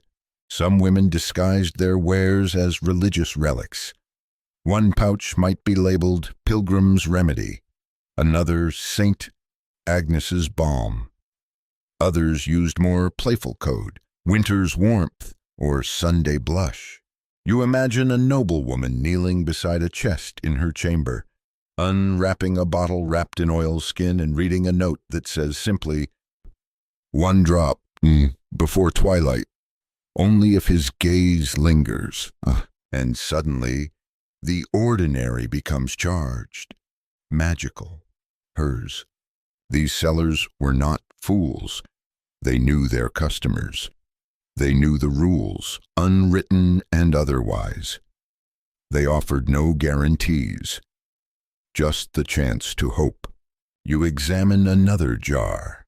This one's filled with crystallized ginger root, a tonic for courage, a charm for warmth, a treat for after prayers.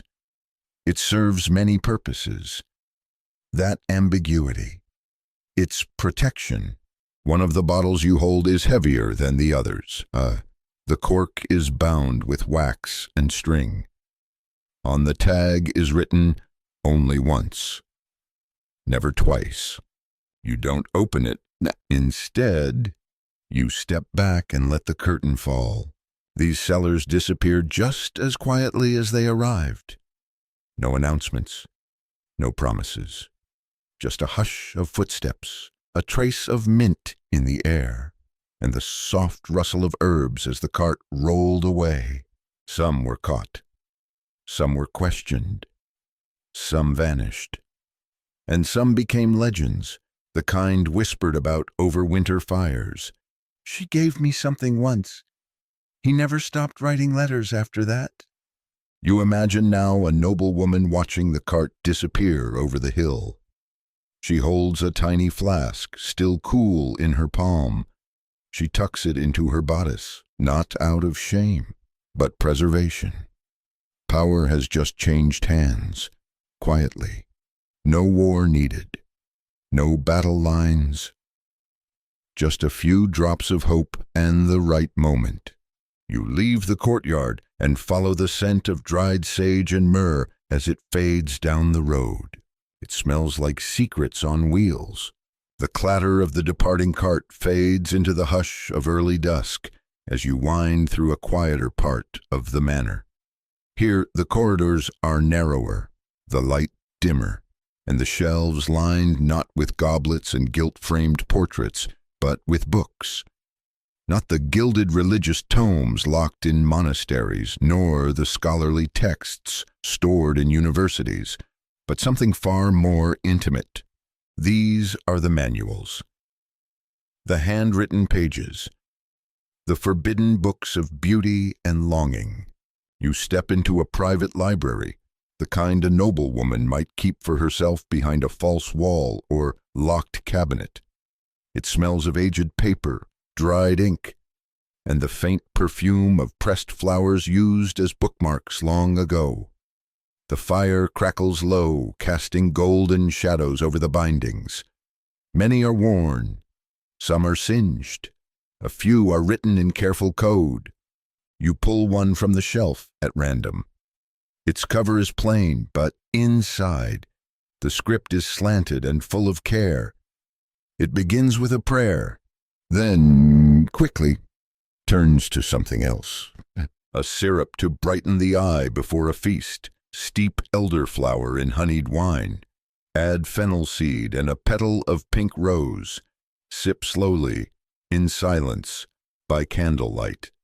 Not medical, not religious, not quite culinary either. This is potion language, subtle, deliberate, personal, and it's hidden in plain sight. Historians still argue about these manuscripts. Were they cosmetic guides, symbolic texts, or true handbooks of influence disguised beneath acceptable language? The truth likely lies in the margins, both literally and figuratively. You find another book, larger, bound in green leather. The title is faded, but a pressed marigold still clings to the front page. Its contents are categorized by occasion. before a tournament, after a husband's cold words, to reignite interest, when eyes meet but nothing is said. Each entry contains a mixture, a scent suggestion, and almost always a note on mood, moon phase, or emotional timing. These are not recipes, they are strategies. You smile as you read a quirky instruction in the margins. If he does not look up from his goblet, press your scented handkerchief to your brow and sigh once, and only once. Wait 3 breaths, then speak his name. You close your eyes and picture the scene. How many women rehearsed that sigh, practiced it until it sounded casual? How many knew that love sometimes depended on timing more than magic? You leaf through another manuscript, this one written in alternating hands, perhaps passed between sisters, cousins. The first page contains an oath. What we write here is not witchcraft, it is wisdom. Let no man call it otherwise. Inside, the content is layered. Recipes for perfumed oils, pages of coded flower meanings, notes on where to wear scent, beneath the earlobe, along the hairline, at the wrists when the hand is offered. And hidden between the lines, something more daring, a tea to serve after betrayal, crushed lavender, black tea, 1 strand of saffron. Let it steep beneath the moonlight. Drink together, say nothing.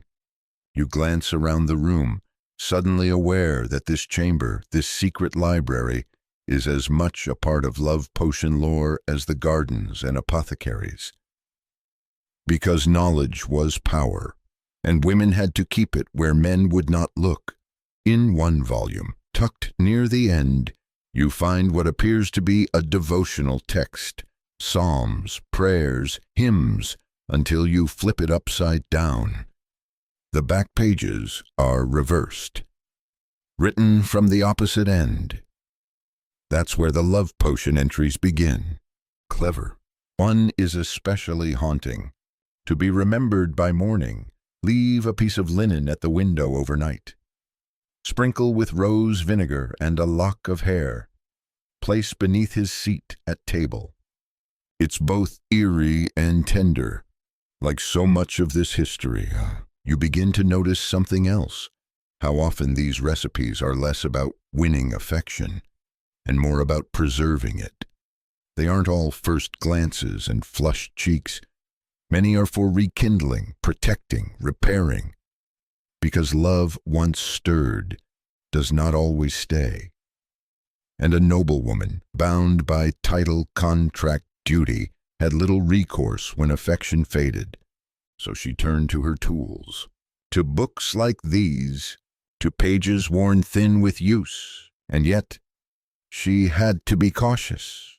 A court document from a northern duchy tells of a woman caught with a foreign manuscript, supposedly filled with love recipes.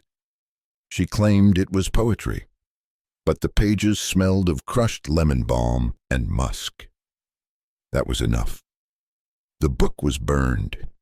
She was sent to live in her cousin's estate, never to return.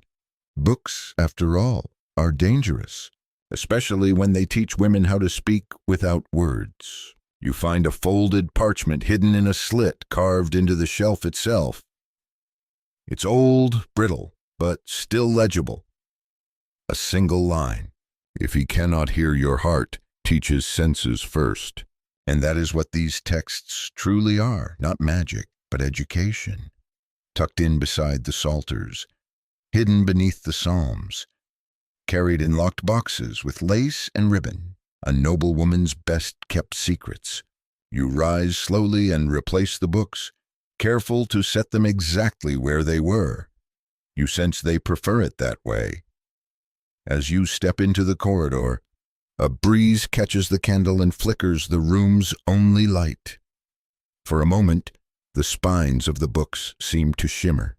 They're not asleep, just waiting. The hallway beyond the hidden library grows warmer as you descend again.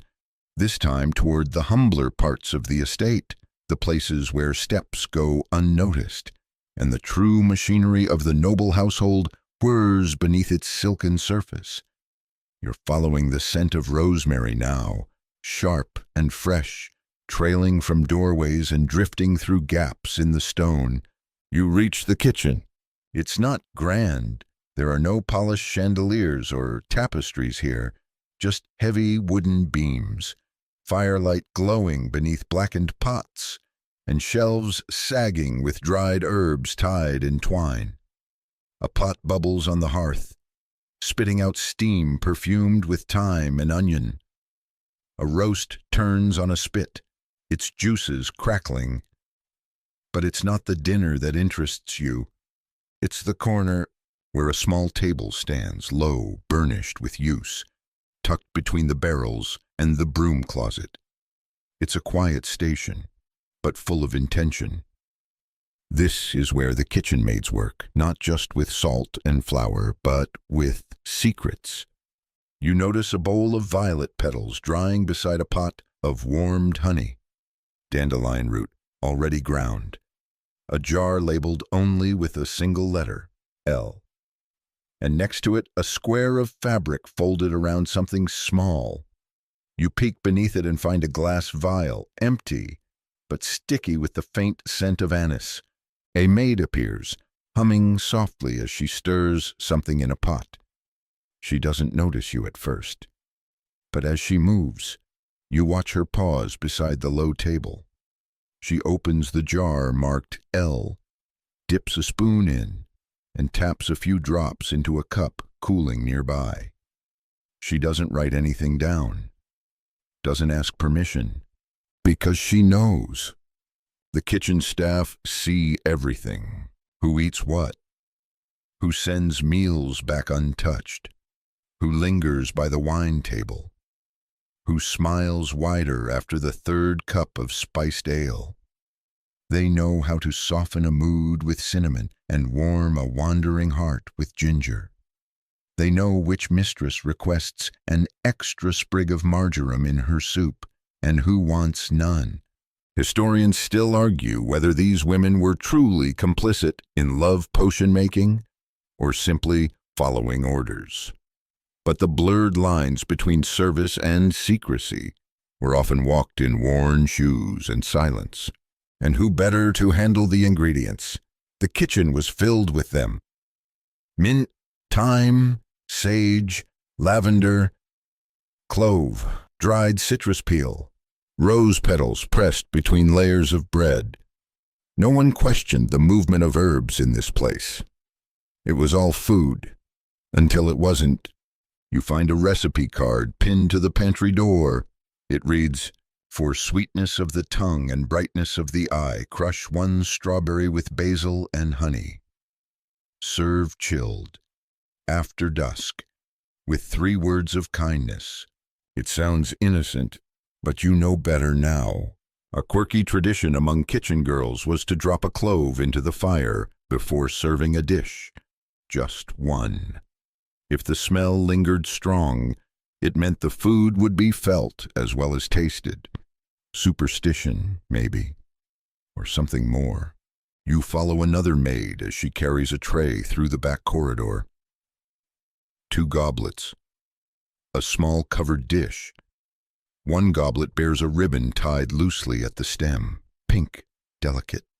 You glance at the contents. The wine is warm, cloudy with something sweet. She doesn't ask, just delivers. It's a quiet network. The lady of the house may never descend to the kitchens herself, but her desires do. A whispered request to the chambermaid becomes an ingredient list passed in shorthand. A merchant arrives with an exotic shipment of spices, and somehow a single vial ends up behind the flour sacks. Not by accident. One older cook, according to legend, had a nose so fine she could sniff out which herbs had been mixed into a broth with her eyes closed. They called her Mad Moll, but the nobility lined up for her recipes. She brewed a love broth, they said, that helped a baron fall back in love with his wife after 10 years of silence. Others claimed she just made a better stew than his steward's cook. Truth, as always, is seasoned with suggestion. You run your hand along the rack of dried herbs above the hearth. Some are common: bay, oregano, thyme. Others more curious: borage, believed to inspire courage and joy; lemon balm, said to lighten the heart; and angelica root, used to guard against ill intent, but also to stir gentle thoughts. There's an open ledger near the spice cupboard. Its pages list ordinary supplies: flour, salted fish, apples. But tucked between 2 entries is a phrase: delivered 2 sprigs in linen, as requested, told no one. It's unsigned, but the handwriting is neat. Deliberate? You hear the soft pop of a cork. A young kitchen girl is bottling something: syrup, perhaps, or infused wine. She doesn't look up, but she hums a tune in a minor key. Something old. Something that carries in the bones.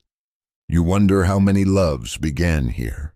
Not at the feast, or the ball, or the dance, but here, where a cup was stirred just so, where a touch of basil in a cream sauce whispered something wordless. And perhaps, sometimes, it wasn't about love at all.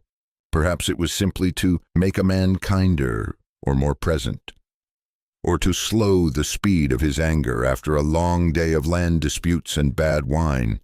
A noblewoman might never mix the potion herself, but she knew who would, and they, in turn, knew the balance between spice and silence, between desire and disaster. You leave the kitchen quietly, nodding once to the maid who glances up, her eyes sharp and knowing. Behind you, the fire crackles, and someone adds just 1 more clove. You climb a narrow staircase, worn smooth by the tread of soft slippers and servants' boots. The walls here are closer together, the ceilings lower, and the candlelight feels gentler, even forgiving. You've entered the wing reserved for those who've lived longer lives. Rooms once bright with wedding garlands, now quiet with memory. Here lives a widow. Her chamber is not large, but it is layered. Tapestries soften the stone.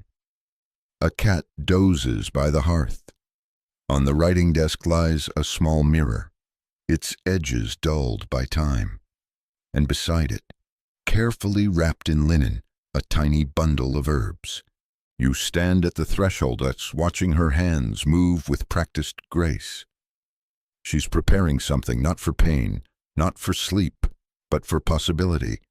Her fingers press dried violets into a bowl of warm wine, adding a petal of rose, a shaving of cinnamon bark, and something darker, perhaps crushed licorice root. She stirs, slowly, silently. This is not a love potion for a first kiss. This is for something different. A second chance. She's been widowed for 6 years. Her children are grown. Her title secure. But tonight, she hopes a younger nobleman, kind, quiet, observant, might sit beside her at supper. He's noticed her once or twice, laughed at something she said. She caught him watching her hands as she peeled an apple. It's not foolishness, it's courage. She dips a cloth into the mixture, then folds it and tucks it into the sleeve of her gown. Later, she'll press it to her neck, where the scent will linger just long enough, just close enough. Historians still argue whether widows used love potions more often than unmarried women. But there's strong suggestion in both court records and folklore that these older noblewomen, no longer watched so closely, had more freedom to experiment. With fewer expectations and no virginity to guard, they could act more quietly, more skillfully, and with more to lose. A quirky tale from the court of Provence tells of a widow who invited a younger knight to tea. She offered him sugared dates and a cordial steeped in rosemary and orange blossom. When he smiled and took her hand, her maid dropped the tray, not in shock but relief. She had helped prepare the cordial. She had whispered, "This will bring your hands closer." It worked, but not all stories ended so softly.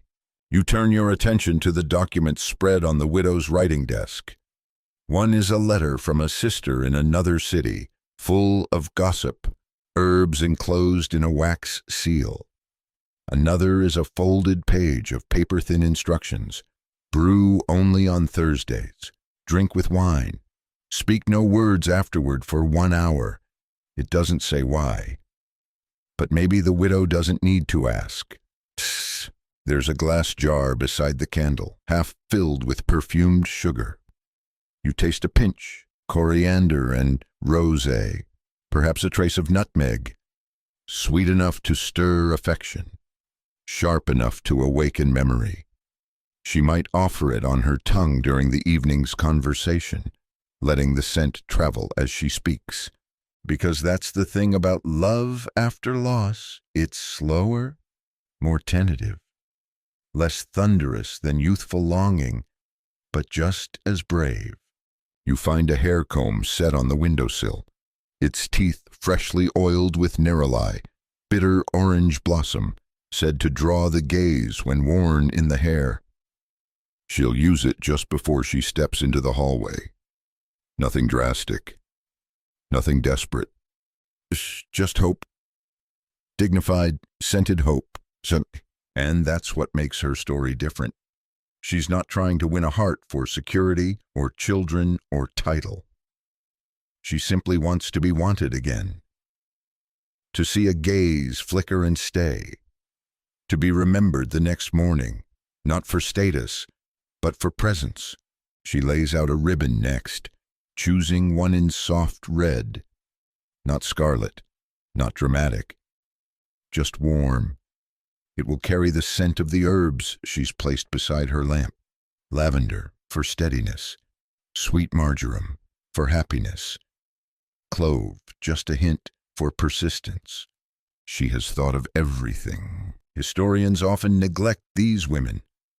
Youthful passion makes better stories, perhaps, but the quiet courage of the widow, who decides not to let her story end with mourning, deserves its own kind of reverence. There's a small box on the table, carved with delicate vines. She opens it briefly to reveal her notes, years of mixtures, reactions, results. One corner is labeled failures, a bittersweet word, handwritten but not bitter in tone. One reads, "Too much anise.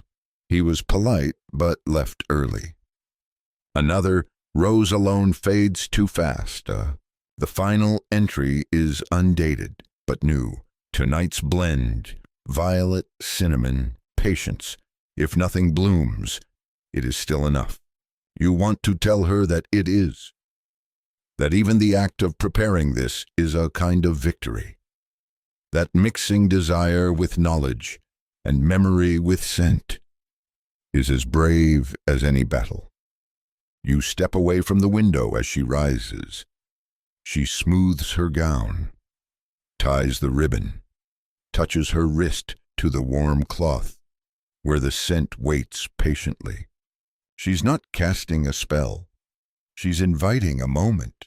And outside her door, the world has no idea.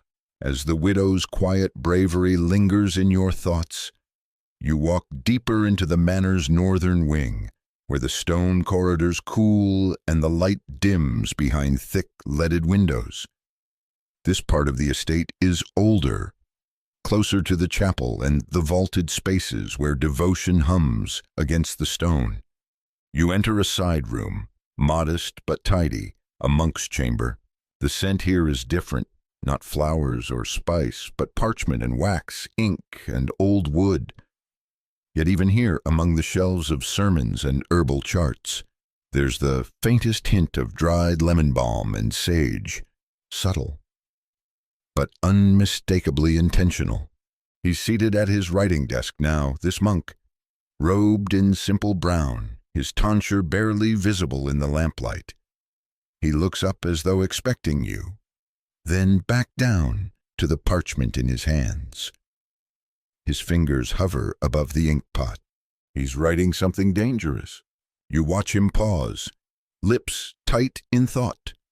On the parchment, beneath a drawing of a mandrake root, are measured lines of Latin text. But these aren't scripture. They're a recipe, carefully transcribed, precisely measured, and in the margin, a name, a woman's name.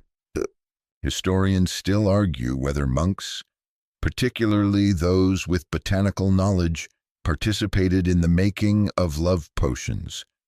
Officially, they copied texts. They studied medicine, tended gardens, and ministered to the soul. But in practice, many were the most knowledgeable herbalists of their time, and sometimes the needs brought to them weren't about sickness of the body. They were about the ache of the heart. This monk, Brother Ulrich, let's say, knows what he's doing. The recipe before him includes rose hips, licorice, ginger, and a few leaves of balm. It's safe, harmless. He could claim it's for nerves or digestion, but you read the notes tucked beneath the page. She asked for something to restore warmth. He no longer smiles. He shouldn't help. It strays from doctrine. But he's seen her kneel in the chapel, eyes closed, not in guilt, but in quiet grief. He's heard her voice tremble during the hymns. He knows what she's really praying for, and he cannot bring himself to refuse her. A quirky anecdote from a monastery in southern France tells of a monk who brewed teas for visiting noblewomen under the guise of spiritual guidance. One guest claimed she returned home to a husband who held her hand again while walking. She donated 6 bolts of silk to the abbey the next month. Coincidence? Or compensation? Brother Ulrich dips his quill again, scrawling a final instruction. Add honey if his mood is bitter. Serve in silence. You glance at the shelves behind him. Most are filled with volumes of theology and medicine. But there, hidden behind a worn copy of De Natura Rerum, is a slim book, bound in green velvet. He doesn't look at it, but you see the flicker of awareness in his eyes. He knows you've noticed.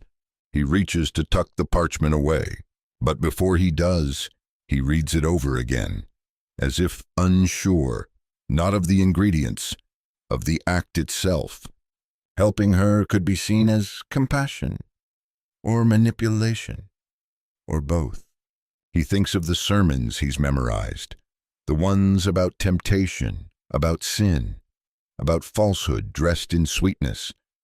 But he also thinks of the Psalms, of the love between Ruth and Boaz, of the Song of Songs fragrant with oils and longing.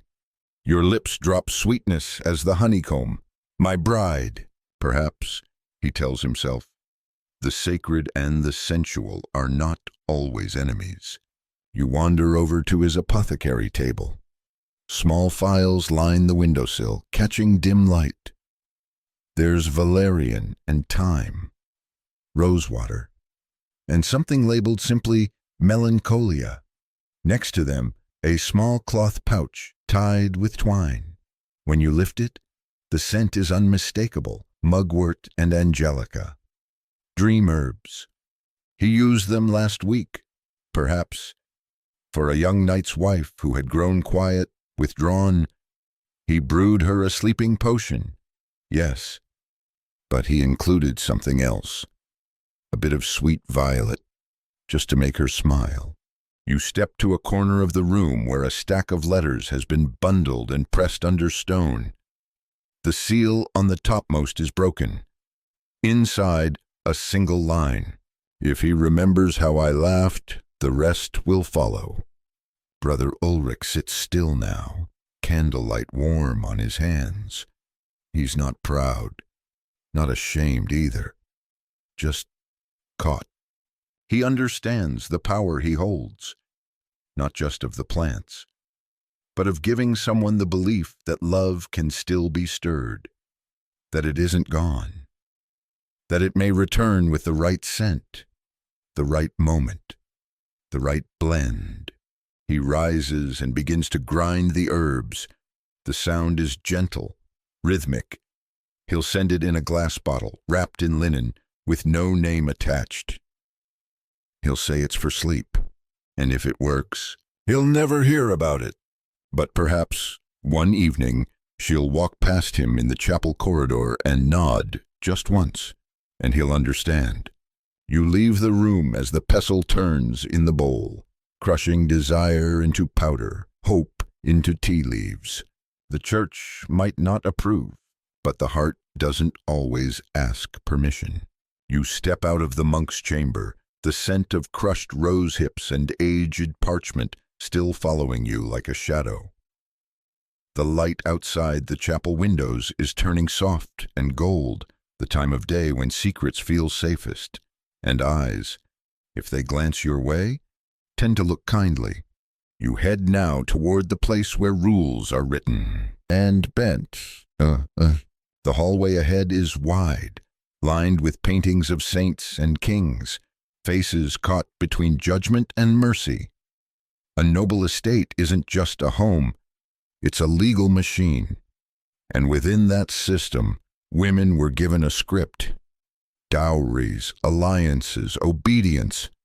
What they wore, what they said, whom they touched, all shaped by law and scripture. But within those boundaries, they carved out loopholes, and many of those loopholes smelled faintly of jasmine or thyme. You slip into a long, quiet room where records are kept, court decisions, letters from bishops, accounts of property, and tucked between them, petitions from noblewomen, complaints, requests, explanations, and sometimes, encoded within the phrasing, justifications for potions and charms that dance the edge of suspicion. One such letter lies on the table now, dated 1372, to the right and just Lord.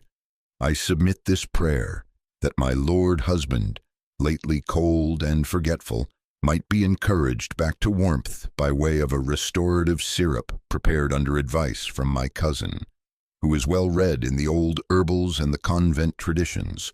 It's not a confession, it's a performance. She doesn't say love potion, she says restorative syrup. She doesn't blame him.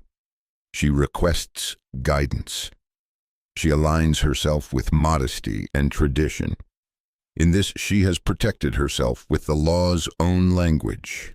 Historians still argue whether these kinds of documents were sincere or strategic. But sincerity and strategy were often the same thing for noblewomen, especially when affection, inheritance, and safety were all entangled. You examine another entry, a court record from an estate near Normandy. A nobleman accused his wife of tampering with his meals and disturbing his rest. She claimed she had prepared a calming tea recommended by a midwife. Her defense: it was for his digestion, and I read the recipe in a prayer book. No potion, no enchantment, just wellness. The court ruled in her favor. You glance at the margins, where the scribe's handwriting shifts suddenly. There's a note. The husband spoke of dreams he could not escape. Her voice followed him. A quirky tradition among noble women was to commission embroidery of remedies into handkerchiefs or sleeves, tiny coated flowers, leaves, or celestial symbols stitched along the hem. If questioned, they were simply decorative, but for those who knew the meanings, they were silent prescriptions. One surviving piece shows a sprig of basil, a crescent moon, and 3 stars. Basil for love, moon for timing, stars for intention. To those who could read it, it said, "Take the potion under moonlight. It will guide him back." You pull a legal volume from the shelf and read the section titled Prohibited Substances in the Domestic Sphere. It lists mandrake, nightshade, and any tincture designed to manipulate will or passion, but the phrasing is curious. Unless such substances are rooted in medical tradition or used with pious counsel. That's the crack in the door. A potion, then, could be framed not as a tool of seduction, but of healing, especially when prepared under guidance from nuns, monks, or family healers, and even more especially if the ingredients were familiar: cinnamon, honey, rosewater, fennel. The more domestic the scent, the safer the explanation. You read a letter from a duchess to her steward. Please acquire more saffron and orange peel before the feast of Saint Claire. My cousin finds the blend useful for her nerves and has shared it with me. No mention of love, but the scent is a classic romantic blend, likely served in wine or infused into the linens. She writes as if it's health. But her cousin likely understood the real purpose. Noblewomen had to speak in riddles, and the law, in turn, had to pretend not to understand them. One document recounts a noblewoman hosting a visiting bishop. She placed perfumed sachets beneath his pillow, infused his tea with passion flower and lemon balm, and added rose cordial to his wine. He praised her hospitality. When another guest, her former suitor, fell ill 2 nights later, it was he who was accused of envy. She, untouched. She had followed the rules, or at least written them differently. In some cases, women included spiritual justification in their explanations, to preserve harmony in marriage, or to restore a holy bond. The church could question magic, but it could hardly argue with a woman trying to honor her vows. One note scrawled in a margin makes you smile. If I call it medicine, no one will ask what it heals. Exactly. You step outside the archive room, the stone corridor quiet and long. On the wall, a tapestry shows a woman tending a garden. Her hand hovers above a flowering herb. Her expression is gentle, but her eyes are focused. She knows what she's growing, and if asked, she will say it's for a tonic. If pushed, she'll say her mother taught her the recipe, and if pressed further, she'll smile and ask if you'd like to try some. The corridor outside the records room feels heavier now, not in weight, but in meaning. Every footstep you take echoes with stories unspoken. Every draft of wind smells faintly of memory. You follow the curve of the stairwell upward, past the chapel spire and into the west wing of the estate, an area quieter than most, older, with windows that creak inward and floors that slope with age. The scent here isn't floral or spiced. It's something else. Something too sweet, almost cloying. A sweetness that overstays its welcome. You step into a chamber barely lit, the shutters drawn. A fire burns low, but the room is warm, almost feverish. And there, on the writing table, are letters. Dozens of them, all addressed in the same hand, all to the same person. They've never been sent. You glance toward the bed. The blankets are disheveled, not as if someone just woke, but as if someone hasn't left it in days. A nobleman sits nearby, head bent, fingers turning a ring round and round. He murmurs names, over and over. Only one name. And that's when you realize the potion worked too well. The air is thick with the smell of orange blossom and something underneath it, patchouli, maybe resinous, heavy, the kind of scent that doesn't fade. And in that scent is a truth no one wants to name. This is no longer affection. It's obsession. You move to the table. The bottle still sits there, half empty. A syrup of rose water, clove, and judging by the color, likely violet essence. A blend meant to soothe and stir at once.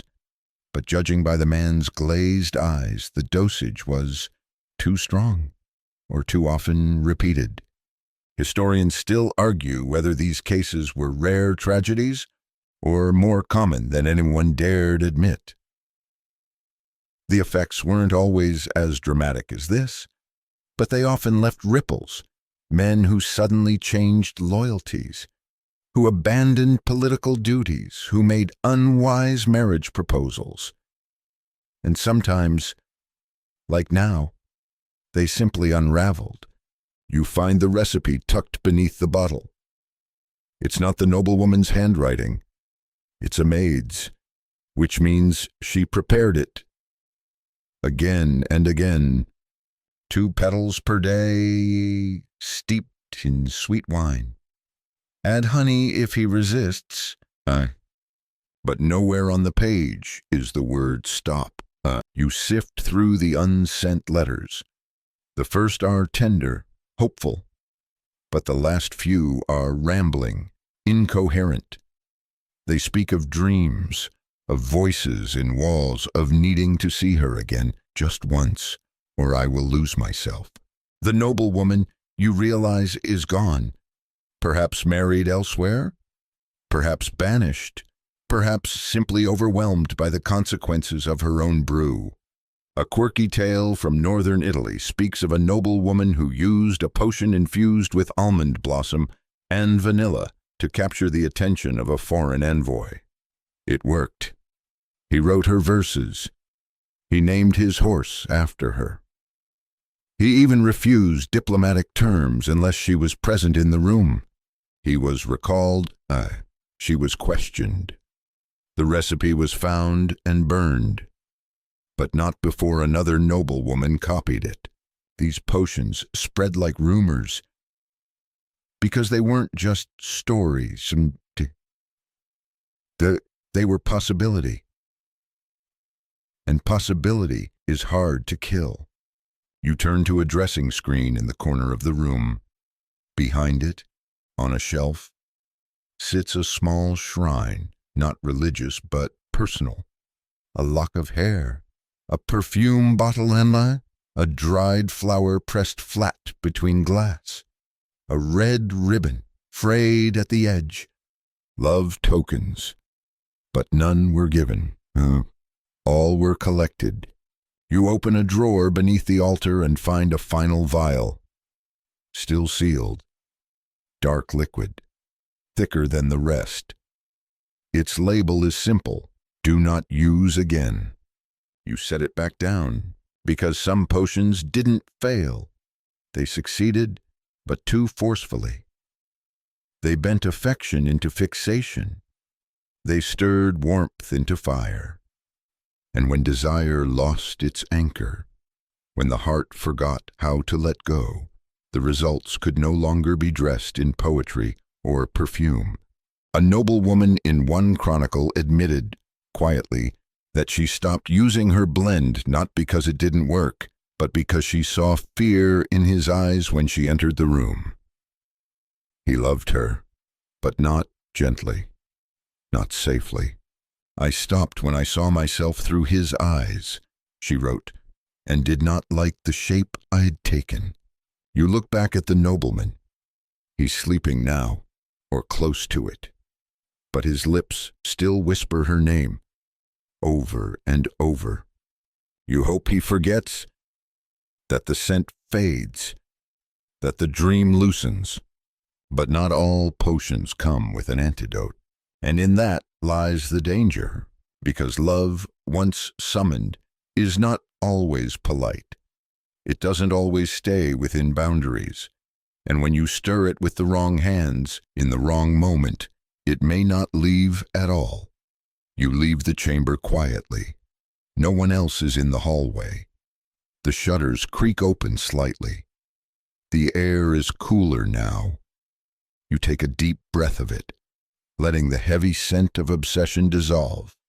But even as you walk away, you can still hear the whisper of her name. Soft, unending.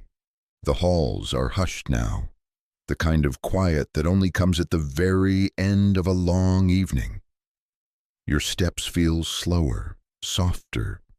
The light has dimmed to its final notes. No golden rays, just the glow of lanterns and the fading warmth of hearth embers. You walk the length of the west corridor one last time, your hand brushing gently against the stone walls. They've held centuries of laughter, grief, longing, and the perfume of 1,000 hidden hopes. You're not chasing answers anymore. You're following remnants, faint traces of stories that bloom and fade like scent in warm air. You step outside through a side door that opens into a forgotten garden. The path is cracked with age, but the herbs still grow, lavender and rosemary, thyme gone woody, rose bushes bearing 1 or 2 stubborn blooms. The night air wraps you in a shawl of dew and dusk. Here, the ghosts of potions past linger. Do you remember the garden in the beginning, the one where a noblewoman pressed rosemary to her lips and whispered into a bowl of rose water? That memory echoes here, quiet, half-formed, and softly glowing like starlight. You move toward a low bench at the far end of the garden. It's crumbling at the edges, moss-covered, but it holds its shape. So many must have sat here, waiting, hoping, maybe reciting instructions under their breath. 1 petal, 1 prayer, stir clockwise, speak softly. Some of them got what they wanted, some didn't. And some discovered that love, once bent, doesn't always bend back. Historians still argue how real these love potions were, whether the ingredients stirred something chemical, or whether belief itself was the true active compound. But perhaps that debate misses the point, because what matters most is the hand that mixed it, the mind that chose each element with care, the heart that dared to try. You pass a broken stone basin filled with rainwater. Something glimmers inside, a single dried sprig of mint bobbing gently. Someone must have been here recently. The ritual lives on. You remember the young girls whispering in veiled corners, trading violet pastilles and lessons in patience. The traveling sellers with carts full of tiny bottles and bigger promises. The widow preparing her ribbon with silent precision.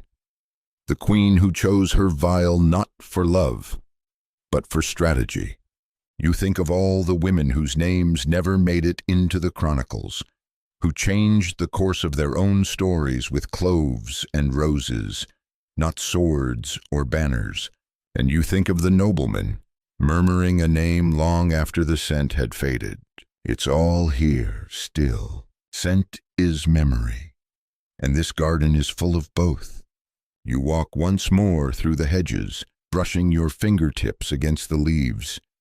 The coolness grounds you. The herbs, even now, hold their purpose. They don't know whether they were once medicine or magic. They simply are. You reach the garden's edge and look back. Perfumed gloves drying by the fire. A monk grinding fennel in secret. A chambermaid stirring her thoughts into soup. Love letters never sent. Petals pressed into books no one was meant to open. It's all there. And even though no one speaks of it anymore, even though the potions have been poured away, the flasks broken, the books buried under dust, it lingers, like a scent on skin, faint, warming, timeless. Wind down, And now, let your breath begin to slow. Let your shoulders soften just a little. Imagine the garden once more, the way the moonlight lands across the leaves, how the rosemary reaches upward, silver-tipped, how the roses sway gently in the breeze, petals soft as silk, carrying a memory that doesn't quite have a name. The stone bench is warm now, bathed in moonlight. You sit, your hands resting on your knees, your eyes half closed. Around you, the night hums, not loud, not quiet, just present. You hear the faint rustle of herbs, the gentle drip of water from a cracked old spout. You feel the lingering trace of rosewater on the air, and something deep in your chest relaxes. Perhaps you carry your own kind of potion, the thoughts you've held gently tonight, the stories you've walked through, the scents you've imagined curling from warm cups and candle-lit sleeves. They weren't loud stories, but they were real. Power doesn't always shout. Sometimes it whispers. Sometimes it walks softly in silk slippers. Sometimes it hides behind a ribbon or inside a velvet pouch. Sometimes it smells faintly of orange blossom, and it always knows its way back to you. So breathe in, let it settle. There's nothing more you need to hold on to now. Let the garden close behind you like a sigh. Let the night cover you gently, petal by petal. Let sleep come as softly as a sachet tucked beneath your pillow. Let it carry you. You are safe. You are still, you are remembered.